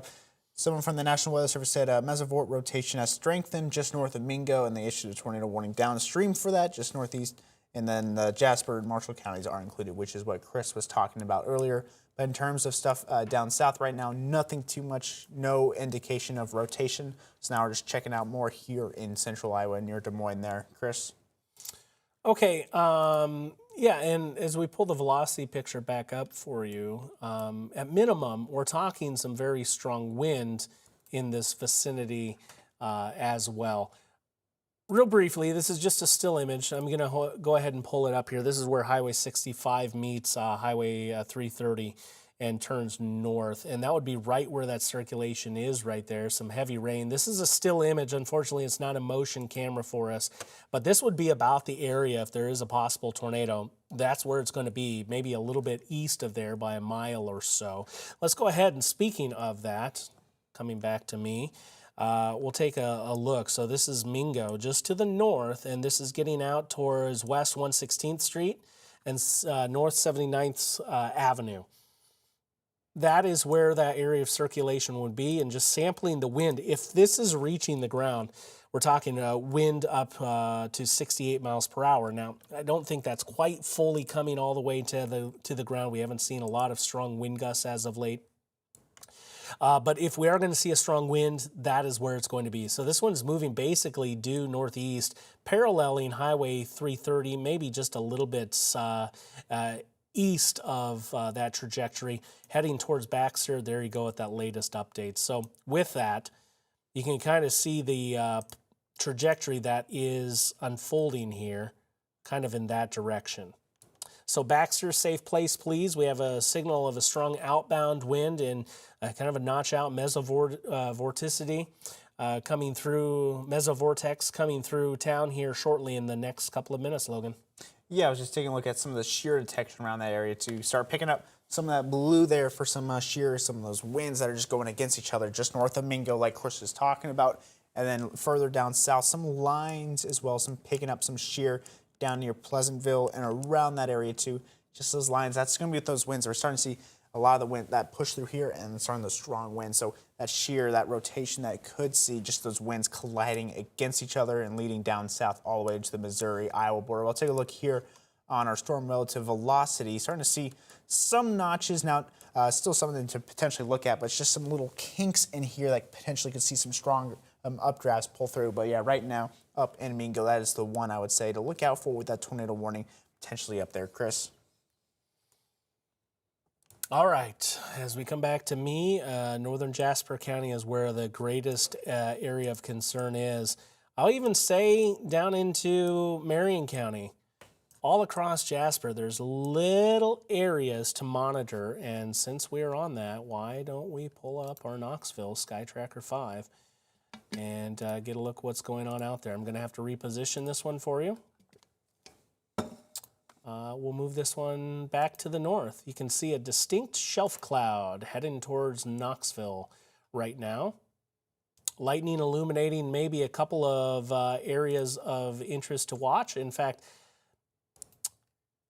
one second, we're here while I dial up the correct setting. I want to be able to show you what's going on.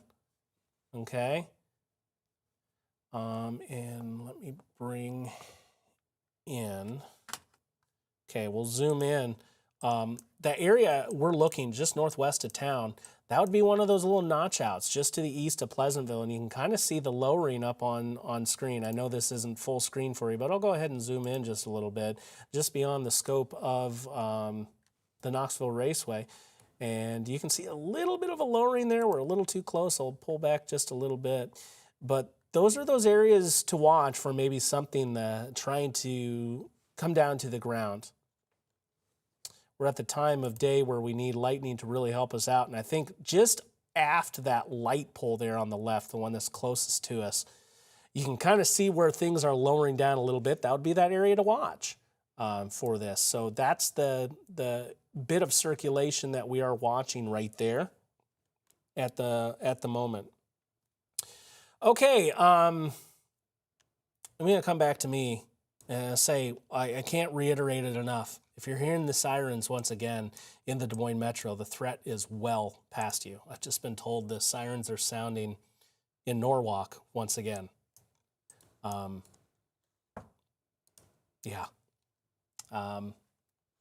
warning as well to the north and east, northern Jasper and southern Marshall County. Logan?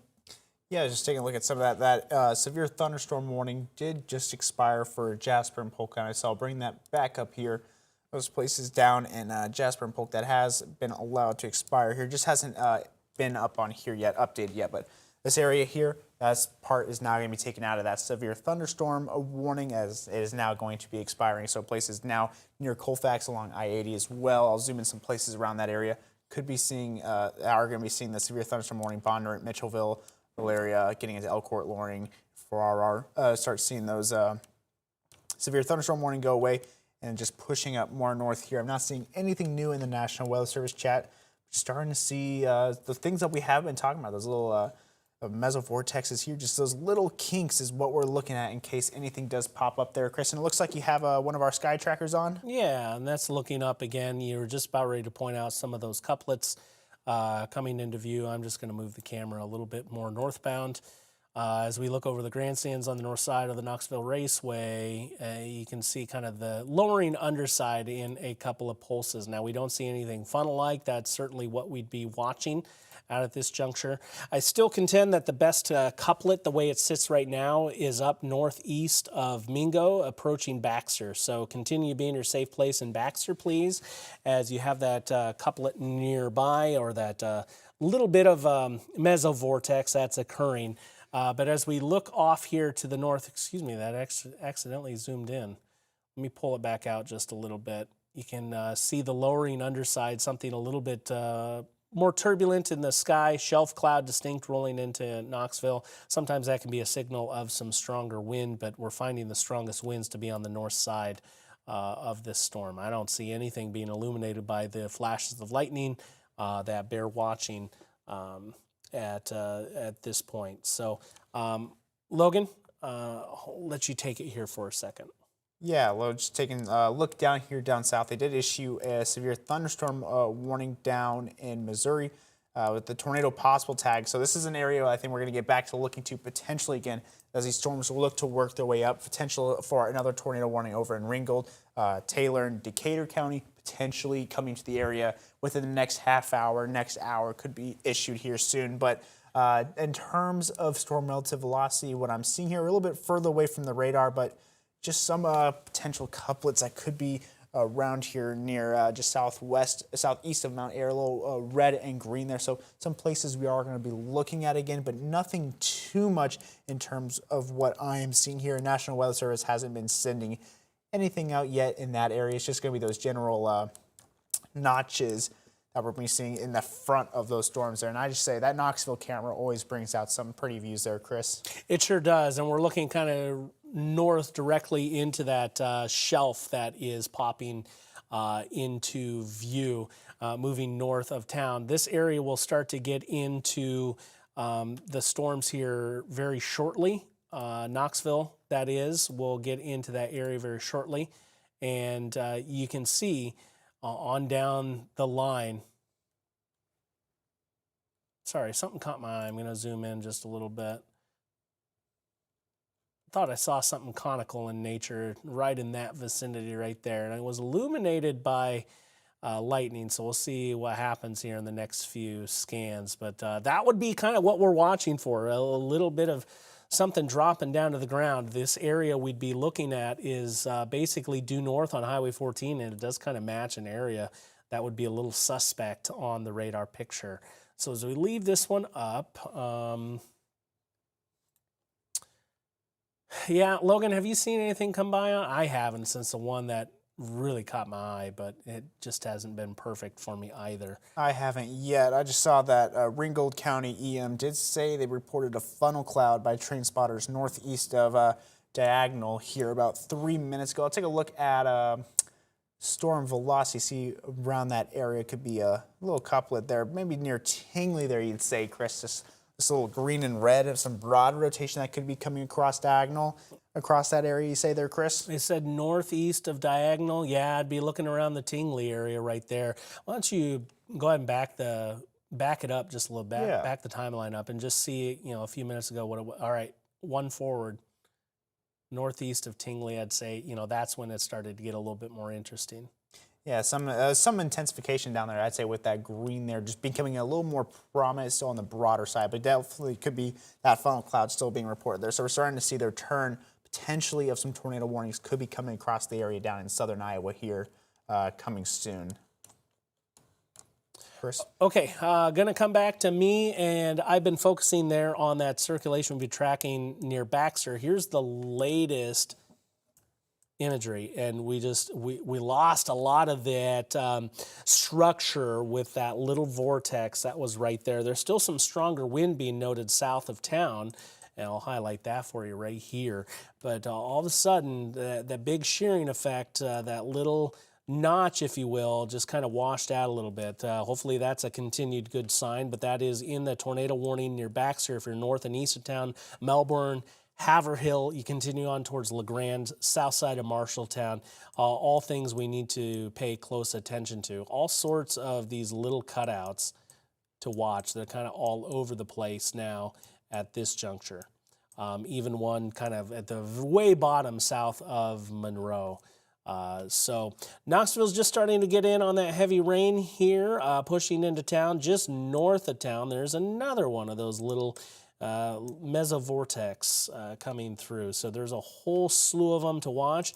We just heard from the emergency management down in Ringgold County that there was a funnel spotted from one of those little features down there. So all along this line now, we'll continue to watch for those little spin-ups. Initially, these storms were more clustered and individual.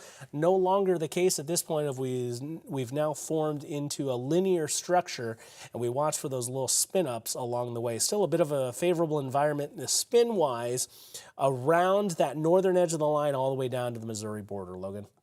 Yeah, they did take out that tornado warning down in Missouri, so nothing so far down south, just that funnel cloud that they have seen. So could be seeing a trend there, but we'll start seeing if the National Weather Service Des Moines starts putting in areas in severe thunderstorm warnings or tornado warnings down south. And it looks like they did talk about something with those little vortices that we were seeing across the area. They're starting to hold off on anything just yet, but still they are monitoring them a lot, looking closely, but it looks like they're saying the shear isn't well aligned with the line, and the outflow may be outrunning this line there a little bit there, Chris. Yeah, and that's something that we kind of brought up a few minutes ago, that we may be trying to stabilize a bit underneath of what's happening. We have the one tornado warning right now over Jasper and Marshall County, and severe thunderstorm warning on the periphery of it. 60-mile-per-hour winds are going to be the troublemaker there with that as it pertains to the wind. And then not only this one tornado warning, but there's also a bunch of little spin-up areas that would be favorable. On top of this one warning that we have, this stretches all the way down to the Missouri border. So at this point, we're watching from Missouri up to Marshalltown. So far, only one little warning. Probably at this juncture, the best one looking north of Knoxville. So let's go back to our Knoxville Sky Tracker 5. It looks like that rain's just starting to get into town here. Tough to see too much. That rain has accelerated kind of out ahead from our vantage point. We'll run into a little bit of some obstruction here, but we should still be able to see through fairly well. Look at the turbulent underside of those clouds. Isn't that beautiful there once you get under the shelf? Oh, yeah, that is a beautiful view. Looking sky. You have Old Glory there out straight to signal that there is some breezy conditions, but it's not violently ripping in the sky. You can kind of see the zip ties, honestly, on the top of the fence. Those aren't moving too quickly or down too straight. So I don't believe we're seeing that significant wind in Knoxville, but you can see the underside of that shelf cloud moving through. I'm going to come back to... I will say, Chris, in good news, they did cancel that tornado warning for Jasper and Marshall counties. So currently no tornado warnings in the state of Iowa. We just have the severe thunderstorm warning. That's until 9 p.m. for Jasper, Marshall, Polk, and Story. For main priority is going to be 60-mile-per-hour gusts blowing through here until 9 p.m. But there are no more tornado warnings in the state of Iowa as of now there, Chris. Okay, so let's recap. We'll go back to program. We're going to keep our coverage going on We Are Iowa Plus, or We Are Iowa app, and we'll keep things online here. Just to recap here before we let you go, severe thunderstorm warning till 9 o'clock for portions of Marshall and Jasper County as the warning gets trimmed up in front of our eyes. This is for 60-mile-per-hour winds. Also, we're still going to be tracking here behind the scenes and online these little notches that are so prevalent up and down this line here. Nothing has been produced from these, but we have seen a couple of tornado warnings. We'll continue to monitor this activity over on We Are Iowa Plus. We hope to see you joining us for that. Out here, my apologies, it was not on me, so I'll just highlight briefly those little vortices real quick. They're all over. We're going to continue to monitor those over on We Are Iowa Plus. For Logan Schlotman, I'm Chris Kubal. We'll get you back to program and keep the coverage going on We Are Iowa Plus.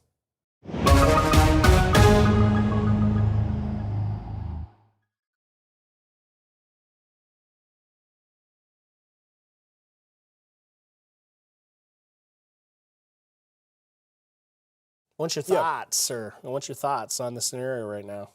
What are you thinking? Well, I think it was right by the SPC put that tornado watch up there. I think we're still seeing a pretty favorable environment for some of those embedded tornadoes. But I think it's just going to be tough to really, I think, see anything formalized across that area there, Chris. But I still think down in southern Iowa, parts down there, could be seeing still a tornado threat. It looks like they did issue another one. But as we're going to start seeing later throughout the day, these storms are going to start trekking their way more northwest. So we could start seeing some parts over in Sheraton, getting into Ottumwa, potentially start seeing some of these storms, but that's going to be later into the day, I will say. Chris? Yeah. All right. As we get a chance to kind of catch our breath here, we're still streaming online with you, social media. We Are Iowa Plus. And yeah, I've had a lot of people in my comments here on my Facebook Live asking about the sirens in Norwalk. I've been getting texts from family members as well. It's a deficiency we have to live with at this point. The sirens in Des Moines, the Polk County, the Des Moines metro area, Polk County area, they're deficient. It's a limitation. We have to live with it. When those sirens sound, turn us on. We'll let you know what the threat is. We had sirens sounding in Norwalk 25 miles behind the tornado warning. It's not ideal. It's not. I recognize that. I will fully tell you sirens are not my favorite thing because there's so much of a cry wolf scenario, and that just it lends itself right into that cry wolf mentality. And then when the big one comes, you have people that don't take them seriously. So, all right, that was a bit of a tangent, and we're back to it, tracking these little bit of circulations in here. There's a lot.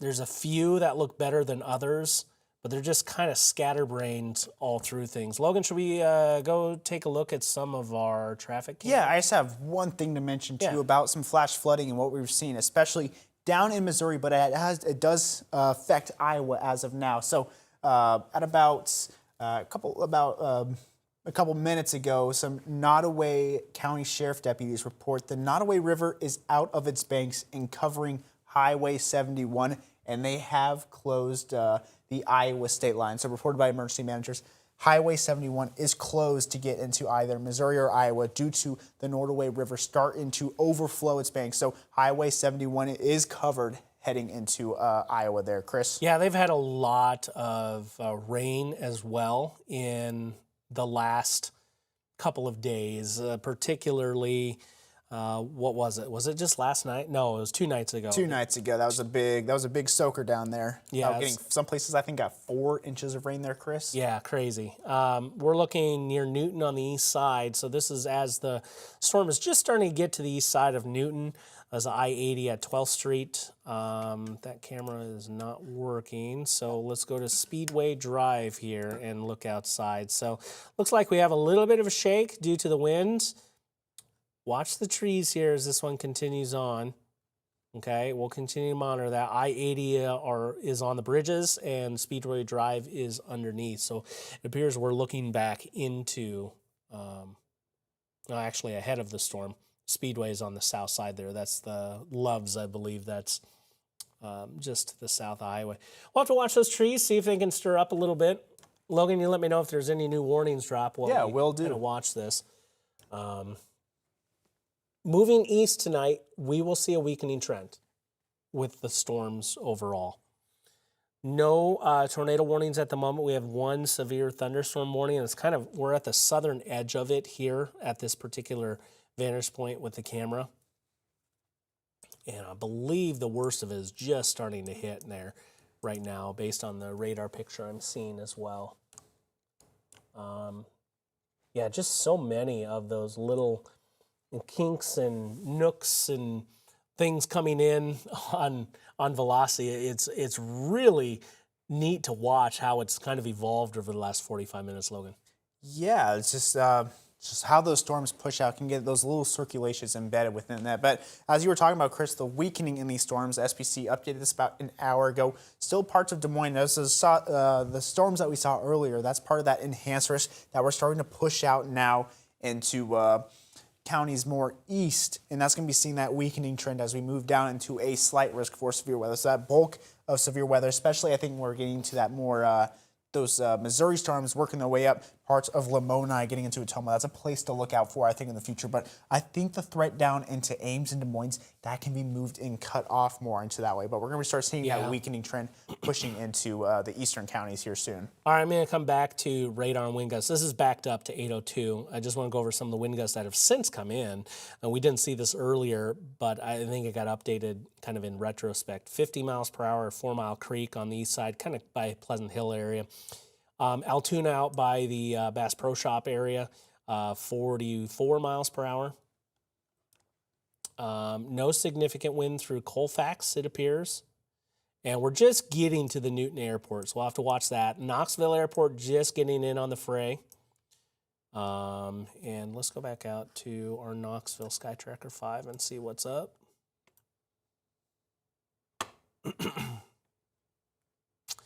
A lot of rain at this point. I don't see significant signals of wind. I don't see poles swaying. So that's good. I think we have the one warning right now, and that's about it. That's probably where the strongest wind signature has been on the Velo at this point. That's storm relative. A lot of convergence there in the last few signals.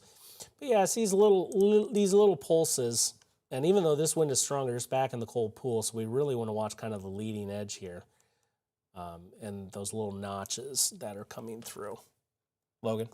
Yeah, I was just taking a look back at rainfall estimated so far here on the radar. Some places, I think, down in south of Des Moines, places could have gotten over an inch of rain. That was a heavy soaker. It was short, but we saw that heavy burst of rain, and it's going to be followed on by some more residual rain coming from the back there and bringing its way through. But take a look down here in southern Iowa, you have been getting a lot of rain. You know, it's a pretty dry start to May, but these past couple days, we've probably gotten over 6 to maybe even 8 inches of rain down in Clearfield and getting through those counties over in Taylor and Ringgold County. It's a radar estimated about 3 to 4 inches in some places. Locally, could get to that amount. I think it might be a little bit overdone, but overall, Chris, I would say a decent amount of rain potentially could look into some flooding stuff down here if those storms still continue to push through. As we've seen, Highway 71 heading into Missouri has been closed for that river there flooding the overbanks there, Chris. Okay, Logan. Yeah, a lot of rain in that area in the last couple of days. So we're going to see this storm get into Marshalltown here in the next few minutes. I'd say the next 5. That's going to be in for you. And the wind aloft doesn't look near as perky as it once did. That's storm relative. Let me get to the regular. I'll go ahead and back things up here. You see there was a really robust signature coming in with this. It's kind of washed out a bit. But still, underneath that warning, we don't have any reports at this point. If you know something, let us know. Feel free to jump in. Let us know in the comments and let us know what you're seeing. We, of course, want you to be safe at this point. We no longer have a tornado warning at play. 32 miles per hour in Colfax, so that's a new update from this cell as it moved through. Sometimes it just takes a few minutes to, get the significant update from the site. Once it's in it jumps to the correct time you get it. But south of I-80 there's another little notch out. You get down into Marion County, basically straight east of Monroe. There's another one as well, and those are the things we'll be watching for the significant opportunity for a tornadic circulation. But at this point, it's all pretty meager. We haven't seen anything else produce earlier in the day. Logan, you want to run us through what we've seen so far today? Yeah, I'll put up some of our local storm reports here over the past 12 hours, just looking at some shear detection stuff real quick down south. But a couple of confirmed tornadoes down in Taylor and Ringgold County near Blockton, Mount Ayr, Malloy, and Blockton. 3 confirmed. Some could be the multiple ones just going up and down, but right now that's what we have for some reports. And then heading a little bit more over east into Page County, we had reports of 1.5-inch hail over in College Springs, so about ping pong ball size. And this wind gust right here, 84 miles an hour. So strong gusts that we saw with these storms earlier today, and a 1-inch hail up over in Clarinda. How do you say that, Chris, again? Clarinda. Okay. So yeah, about 1-inch hail up over there. And in terms of reports, nothing really too much. There was some over in Urbandale for about pea-sized hail, but that has not been put in here yet. And a lot of this hail, I believe, is still up from earlier today. It was just about 1 inch of hail. There was a little bit of a mesoscale discussion for some hail producing on there, but it's just out of the viewing area, so not noting that yet. And then just if you are joining in now, Highway 71, there was a report of being flooded over by the river there, so they have closed it entering into Iowa there. Chris? All right, Logan, I'll let you swap out mic batteries. I was running down at 16%, so it's probably time for you to turn around on that too. This is the shear detection. It's a very messy signal down over southern Iowa, but I believe we're just seeing it kind of at a larger scale, so to speak, higher up, and so everything's a little bit broader too as we get further away. I believe it's the same kind of shear in action with those little hooks that we're seeing up closer to the Des Moines Metro, but kind of getting a sense on this down into Ringgold and Decatur County as well. No warnings at the moment as we're seeing some of this shear go by. Some of the stronger inbound wind is just west of Lamoni, outbound near Mount Ayr, and as Logan mentioned a little while ago, we did have a funnel report northeast of Diagonal at that point. So still monitoring all these little itty-bitty spins that are going on. There's virtually no hail threat, or no significant hail threat, I should mention. Maybe some peas in there, that's about it, but that's about the extent of it as we move further north along the line. Maybe a little bit pulsing in south of Marshalltown, and I think there's a little bit southwest of Knoxville by just a touch too. But as far as the wind component, it's still holding its own, still showing there's a little bit of notches for the areas to watch, but nothing coming to fruition at this point. We'll keep the coverage going at least through 9 o'clock. If we don't get a new warning coming through, we'll get you just to some looping radar and jump in with coverage as we need accordingly. There on out, Logan. Yeah, they did cancel some counties in this tornado watch here. Getting into Polk County, that is out of the tornado watch. Adair, Adams, Cass in Madison counties. These have been taken out of the tornado watch. Shouldn't be expecting anything too severe here to come after. Just some general showers and some thunderstorms, just some general thunder and some showers working their way across. But these have been taken out of the tornado watch. We still have to watch out for these places down in southern Iowa near Lamoni, Sharonton, Pella, and Toledo, as this is still until 10 p.m. for tonight there, Chris. Okay, Logan. Thank you very much. Just kind of going through some of things off screen here to see. We've got a decent little lowering. This was in Waukee. I wish I would have seen this earlier. Looking out towards Adel, there was a little bit of a lowering from it. If anyone's in the booth, grab the image off Haymarket.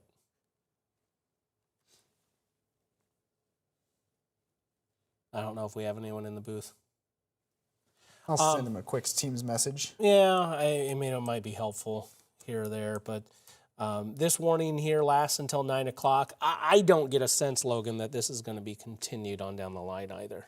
Yeah, I agree with that. Let me just... Yeah, no, you're fine. I do see an overall easing in the returns on reflectivity compared to, say, an hour and a half ago or so. We had, more prominence of the dark browns in there. It certainly has congealed into line, which would give us a little bit more of thought behind damaging wind, but I think we're stabilizing, and I think we have a bit of a gust front running out ahead, and I think you can see it right here. This is a good vantage point in Knoxville. Once it gets out ahead of the storms by a couple miles, it basically shuts off the inflow going into the storm. And quite literally, the storm is going to elevate at all as we're looking at it. So still continuing on. We have a decent contingent on with us for tonight. So thanks for sticking with us. It's been a long evening. We've been at it since 5:45, I think, Logan. 3 hours? Yeah, I think so. fine. Getting up there. Looks like they're working on to get the image in. What did we say in the booth?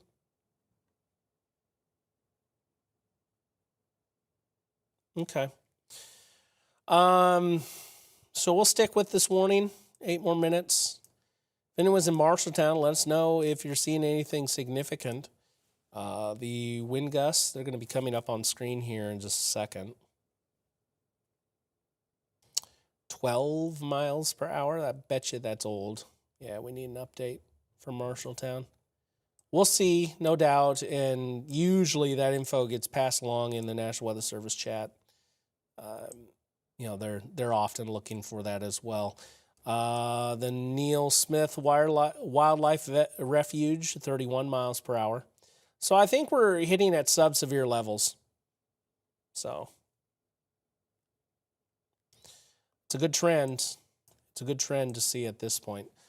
So this warning going to go for another 7 more minutes over Marshall and Jasper counties. Let's go back down to the south and see if we have any concerns. We'll get that picture to you because it's pretty neat. I want to show it to you. I think we have a lot of contamination down here into Ringgold, Decatur County at this point. That's why I think things are a little bit antsy. You notice there's multiple sections that pulse up and it's not just one.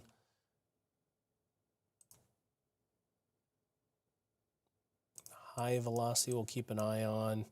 Probably the best signal is over Marion County at the moment as far as the strongest wind, but that's well back into the storm. Northern part of Marion County. It's all good. Here's the Knoxville camera as we look at. I don't see the significant wind associated with it. I'm going to actually zoom it back over to the flag just to see, because that's kind of helpful. So we'll get this camera zoom back over to the the flag, and you notice it's not near as strong as it was earlier. So it's down at about a 30, 45 degree angle. So we do not have a significant wind now. It's essentially still. No significant wind in Knoxville at the moment, but I think that was certainly stronger as that one moved back in, Logan. Yeah, I was just taking a look here. Looks like they did say they're going to allow this severe thunderstorm warning to expire at 9 p.m. So about the next 6 minutes for Jasper, Marshall, and Story County. And after that, we do not have any warnings left in the state of Iowa. Just a strong line of storm still working its way through. Just some leftover showers in the back that's going to pull through the night, just adding on some of that rain. But this one's going to expire here in the next couple of minutes. Potentially next thing to watch, though, is going to be heading down into Missouri and working its way back up. I think that's going to be the best chance, Chris, for any severe weather to come back into the Iowa area. I think the threat up just north of I-80, I think that's going to be pretty much done there, Chris. Yeah, and I think our overall threat is waning at this point. Thank you very much, Logan. And working on getting that picture up to you. Is it up? Yep. Okay. Yeah, I have no access to pull that up on this stream, so it's all good. In fact, we're going to go back to looping radar here in about 4 minutes. So if we don't get it done, that's fine. I'm going to check out some of the wind gusts and see if we have anything significant at the moment. Logan, you want to check the velocities down there in southern Iowa, just see if everything's behaving for me? Yeah, just 1 second. Let me get that brought up here. Okay, let's take a look here at some of looks like some stronger winds down near Grand River. Some I'd say that's some broader rotation coming around there on the storm relative velocity, but nothing maybe too much maybe down at Lamona. I'll bring up our rotation, our shear detection here. Still see around those lines storm. Now, that's not exactly rotation. It could be winds just going right against each other. It's that change of wind that we're seeing both winds go across. So we have that line there. It's still, I would say, pay attention to here over next couple of minutes or for a little bit of time here. But I'll bring back up our warnings across the area. Just down in Missouri, they do have a tornado warning for radar indicated. And then a couple of tornado possible tags. This is the one thing I was looking at. Now, these are severe thunderstorm warnings, but involved in both of these, they do have that tornado possible tag. So they could see something pop up here for both of those severe thunderstorm warnings as we're starting to see that storm motion move more into this area across here. So could see that come across the area into more south central Iowa and more east southern Iowa over the next couple of, over the good amount of time crossing that I-35 corridor and back into Iowa there. But I'll keep going across here, see if, take a look at some more rainfall over the past time, see if more adding up, getting into Clearfield. I'll take a look at the past 48 hours too, just to see the total, at least radar estimated. And Chris, I don't even know what that white color is up there, what value. Well, we're getting up probably closer to 8 inches in the last 48 hours. So yeah, getting up there with rain, especially on that Iowa-Missouri border there, and especially where Highway 57 or 37 got cut off there for flooding. Could see that with the banks there, but coming across, getting into the very extreme southern part of Iowa with some extreme rainfall coming over the past 2 to 3 days there, Chris. Yeah, go ahead and use a query tool and just sample that white area. See what pops up. I have a places around there about 10 inches, 30 inches. Now this is still estimated by radar, but still seeing a pretty sharp gradient. That has been places that have been getting a lot of rain. So we'll keep working our way up the gradient to these counties of Iowa. Could be seeing up to about 10 inches of rain. I would say about 8 inches on that extreme part there, Chris. Okay, no significant wind gusts I'm seeing out of this line. We are a couple minutes away from this severe thunderstorm warning going away. Let me go over to the web PC, and there it is. This is a photo from Sean showing, looks like that gnarly looking shelf cloud rolling through. So yeah, that was impressive certainly earlier in the day. And look at the lightning here from David Allen. That's impressive as well. A beautiful looking strike. Is that in teams, guys? That's a great looking shot. I might try. Yeah, pretty gnarly stuff. All right. Anything else that we have? This is coming in from Waukee. Lisa sharing that with us. That's that lowering that I was talking kind of along the shelf. Those are those little vortices that we're watching. Maybe you can try to get something to pop down to the ground. All right, here. Do we have anything from the National Weather Service? No. Logan, what are you seeing here in your final Right now, thoughts? the Storm Prediction Center has put out a mesoscale discussion. That little red circle that you're seeing in there, I'll click that up real quick and read what they're sharing and saying. So they're talking about that severe threat for the tornado watch. The severe winds are likely along the length of this extensive squall line that we're seeing, congealing those storms together. And they've been seeing some various Boeing segments that we've been seeing, especially up near Des Moines. They're saying that these north-south orientation of these segments are more favorable for some significant wind damage as the leading outflow remains closer to the storm. And they're saying the most favorable combination is more eastern Kansas City into western Missouri as of now for that severeness, which is going to be this area that we're seeing here with those strong winds. And nothing too much right now. So that's just pretty much all that they're looking out for is just some winds, potentially a tornado or two with this as well. But it's pretty thin just getting out to Ottumwa before pushing down into a good chunk of Missouri, but also getting all the way up into, let me look at that county, Tama County. So running from Tama all the way down into Appanoose County there. Okay. Chris. Logan, we are going to get back to just our looping radar here. Thanks for joining us. If there is a significant risk, we will be right back on with you. For now, we're going to get prepped here for our show that's coming up at 10 o'clock. Take care.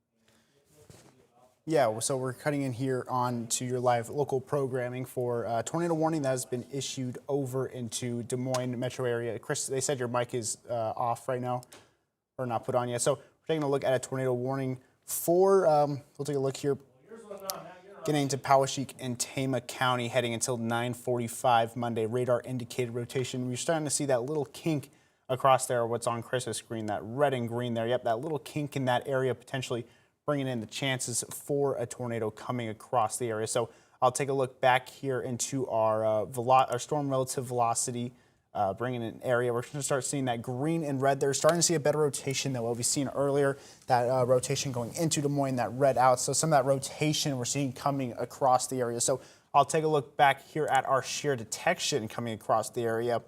We do see we are picking up a little bit of that shear there for that rotation just south of Gilman, heading just into crossing Highway 146. I'll take a quick scan here, and we'll take a see what time it's going to be entering into your area. So this is going to be moving about northeast at 45 miles an hour. So I'll grab this right here, and we'll get a little rotation for that. We'll grab this 45 miles an hour. And we're going to drag it from where this little area is right here. Now, places that could be in this area getting to Tama, 922, Long Point, 927, Chelsea, 933, Bella, Payne, 940, then 947 in Keystone. So if you're in these areas, start getting into your safe places. We're starting to see some rotation pick up east of Highway 146, and that whether that is the most interior room of your building or if you have a basement, get down in that area. Just make sure no windows, but start taking that plan of action now as we do have that tornado warning coming across the area. I'll bring up that newest scan just came through. I'll check our storm relative velocity. This is until 9:45 p.m. We're starting to see some brighter colors pick up just passing Highway 146 going east of Newburgh and also Gilman as well. So that rotation, we have that green and we have that brighter red getting a little bit closer. So we're starting to see some rotation coming across that areas, and that's going to be for Poweshiek and Tama County. So we're starting to move around there. Chris, are you back and ready yet? Or Yeah, I am. Perfect. Apologies for that. My microphone was turned off after the last segment, trying to save a little battery with you. But the area we're watching is running right along the Poweshiek, Tama County line right now. This is a radar indicated tornado. Probably the best little area of circulation we've seen come to fruition in the last couple of hours. I'll back things up just on the velocity picture. Really tightened up here. One of those little notches, we've been watching a lot of these so far this evening, just kind of that wind rushing out and spinning around. That's probably the best looking couplet that we've seen in the last couple of hours, just sampling the wind here on the outbound. That's 41 miles per hour. The inbound wind is 23, so we're looking at about 65 miles per hour over a couple of mile stretch here. So need to take shelter either side of the Poweshiek and Tama County line.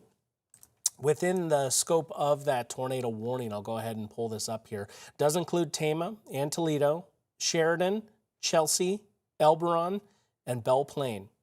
You need to seek shelter for a radar indicated tornado. That's going to be lowest level, most interior room of your dwelling. That's going to be the best location to be.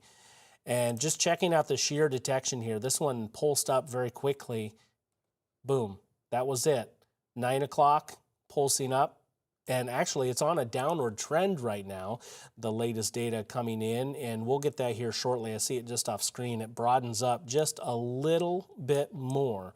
So we're still watching a lot of those little areas, maybe trying to peak up with something a little bit of interest. I'd even watch down here towards Van Wert area. They were hit by a tornado a couple of weeks ago, about a month ago or so, I'd say. So certainly a few little areas to watch that are of interest. And a lot of times they're forming on these little notches that form on the leading edge of this line. So far, sub-severe winds have been reported in the last basically hour or so. We haven't seen any significant wind come out of this line, but we're still showing some signal that we're hooking around just a little bit on the velocity side of things. Close in view, this is going to be just along and east of Highway 146. and about 310th Ave in northern Poweshiek County, basically straddling right along that Poweshiek and Tama County line. This one moving to the east and north and east right now, and so keep a heads up as we kick this storm further to the east with time, Logan. Yeah, I was just taking a look. Heading into more central and southern Iowa, nothing too much. We're starting to see some of those showers over in Missouri start to trickle their way up as we do have another tornado warning down in Missouri for now. Nice, you can see a nice hook along there right there, but also a severe thunderstorm warning with a tornado possible tag on it. So that train is going to be starting more into the northeast, so potentially could see some more activity pick up over into southern Iowa, but as of right now, the only tornado warning is the one we are looking up right now into Poweshiek and Tama County there. Chris? Okay, Logan, I just put a track on things from that couplet that we're watching. And so this is pulling it towards Sheridan in about the next 10 minutes. And then our next community list is going to be Belle Plaine. New scan coming in, and again, it puts that area of rotation right where I started that polygon. But I mentioned here when I last chatted with you, things had kind of broadened out a little bit, and that is certainly the case here as we're looking more at a broad scale rotation. So things briefly getting perky there as it pertains to the velocity signal. There's the direction that these winds are going. The green is heading back to the west, the red is heading to the east, and we're basically straddling that county line right now, due to approach Highway 63 any moment. So this is going to be radar indicated. This tornado warning is going to last, well, for a little while here. This is going to go until 9:45, so this is going to take us right up close to our 10 o'clock show here. The whole expanse of the line does extend further down to the south. While I have you here, I did mention that most of the winds that we've been seeing over the last hour have not been up to severe thresholds. We've seen a lot of reports coming in, and I'll just go through it from north to south. This storm fresh through Marshalltown out at the airport, 38 miles per hour. I believe we've yet to really register anything at the Grinnell Airport. It'll be interesting to see how that goes in the next few minutes. Newton and the Neil Smith Wildlife Refuge, 31 miles per hour. 34 in Pella, and you see that Grinnell observation site, 25. Knoxville to 21. We watched our Knoxville Sky Tracker 5 here very closely, and we'll go back to it just briefly. And actually, as you see here, there's a flagpole just kind of hanging right under the fence, and the flag is not out significantly on that. So we're seeing the wind is fairly light at this particular moment. We're always watching it, of course. Then we continue on down the line into this line. Osceola is 7 miles per hour, probably need an update on that, and then 43 in Lamoni. So wind gusts around 45 miles per hour. 40, 45, going to be pretty common, I would say, along this line of storms as it moves through. Nice, distinct notch, though, as this one sits just on the north side of the county line between Poweshiek and Tama County. We're sitting right in here in these weak echo regions. That's where we're going to be watching for that possible tornado. Continuing to see a little bit of a broadening in the velocity picture as well. Those greens aren't quite as pronounced anymore as they were a couple of scans ago. Things perking up there for a couple of scans, 909, that's when it looked its most ripe, and seeing some strong outbound winds approaching Sheridan, perhaps some slight added gustiness to things, but no additional severe thunderstorm warning, Logan. We're just watching this one little spin at the moment.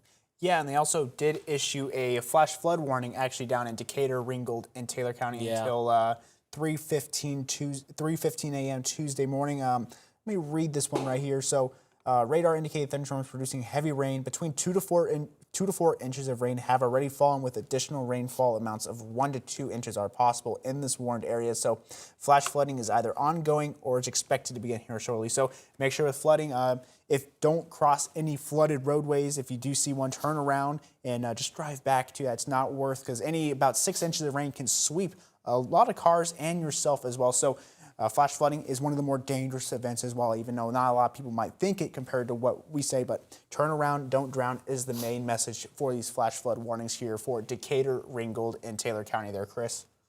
Okay, Logan, as you continue to analyze that line, are there any other areas that you see of interest? Yeah, let me take a look here at the storm relative velocity, see if there's anything really popping up, and nothing really too much into Iowa at the moment. We are a little bit further away from the radar here, maybe near Gilman City. I think this is a tornado warning across that area there. Let me bring that up. Yeah, so this Gilman City one down in Missouri, they do have a tornado warning, but nothing along this line, I think, is screaming any potential tornado warnings at this time, Chris.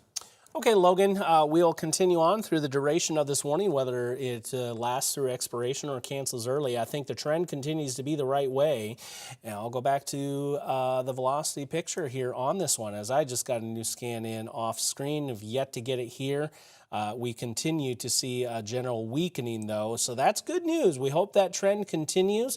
I want everyone to still continue to be in their safe place, especially if you are a couple miles west of US 63, all the way over through the end of the Tama and Powesheik County line to the east.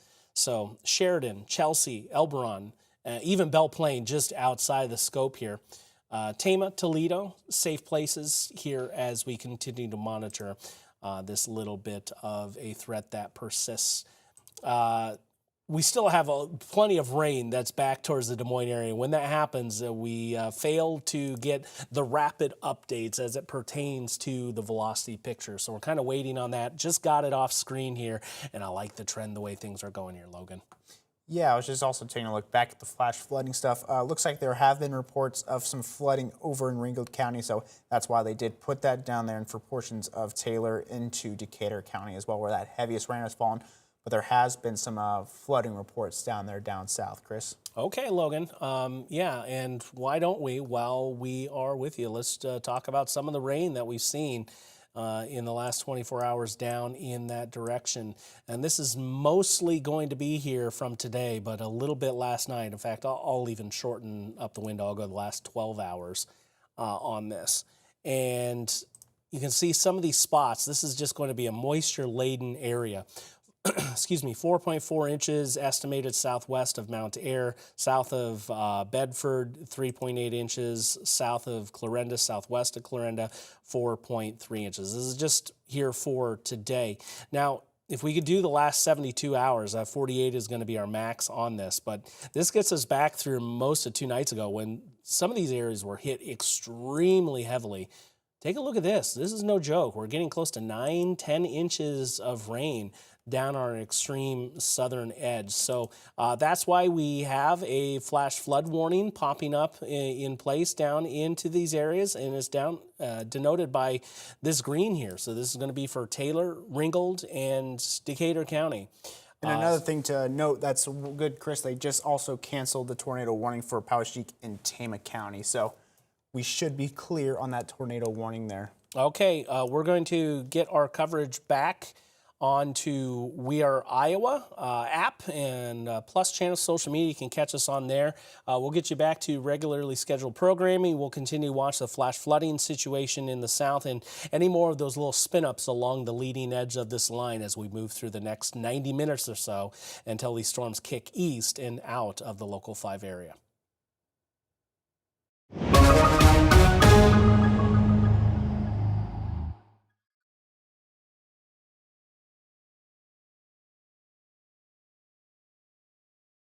A quick look back at these little mesovortices here, see if anything's really popping up along this line. Now I'll move it back to that tornado warning that was issued a while back ago. See if I can find it here. Was it right there? We really started to see that really start to quiet down as we really lost the spin on that. It became very broad, a lot of red thereafter. Now taking a look at the latest scan here, trying to find any mesovortices there. Just not really finding anything. The biggest part is going to be down in Missouri. I feel like it's going to be the next line that's going to be working its way across this area here soon, moving at about this motion right here. So we can expect these storms to come across this area heading over the next couple of hours, I will say, into probably past 10, maybe even 11 o'clock for that time frame, depending on how they move and how the storm system looks to be set up. We're now starting to really enter the portion where these storms are going to be going down on the lower end, except for parts of southern Iowa, but getting down into that slight risk for severe weather, so that general downtrend heading into the the portions of eastern Iowa across that end. But we'll take a look back here on our radar and see if anything has popped up just yet. But you can tell that little notch there just really isn't there anymore. That pocket of some rotation we had, just some general thunderstorms moving across Iowa right now, getting out of Polk County. And we just do have this flash flood warning until 3 a.m. tonight for Decatur, Ringgold, and Taylor County, where places have seen upwards of 3 to 4 inches of rain. Could get an extra 1 to 2 inches as well in this area. So make sure you can get to if your place does experience flooding, into the highest place possible. And if you do see a flooded road, do not drive through it, as just a couple inches of rain can sweep a lot of cars, even some trucks too, and yourself. So turn around and don't drown is the best saying that we like to use for flash flooding, especially if you are in Decatur, Ringgold, or Taylor County across this area right here, as we've seen some rivers that are overflowing highways, like down in Highway 57, Highway 50, let me bring it, I think it's Highway 71. We're starting to see some rivers getting over flooded in that area across there down in Missouri. So one thing to look at down there. Now, in terms of hail, nothing really too much. We're going to be seeing primarily, I think, more wind. Could be still seeing some pea-sized hail, but main trend is just going to be potential for tornadoes, but mainly damaging winds across this area. Chris? All right, Logan, what we're going to do is we're going to get this back to looping radar. I have to get a show prepped with some of the latest data, and we're kind of getting crunched on time. Logan is going to be here, though, continuing to track things behind the scene, and we'll jump back on here if the need arises. I think we're going to see a line that exhibits wind gusts up to about 40 miles per hour, and we're watching those little nuggets that try to spin up along this line. At this point, I don't see a significant area arising in this, but no doubt Logan's going to be keeping a close track on things for you. That's going to do it for us for now, but again, we'll be back if it's warranted. Take care.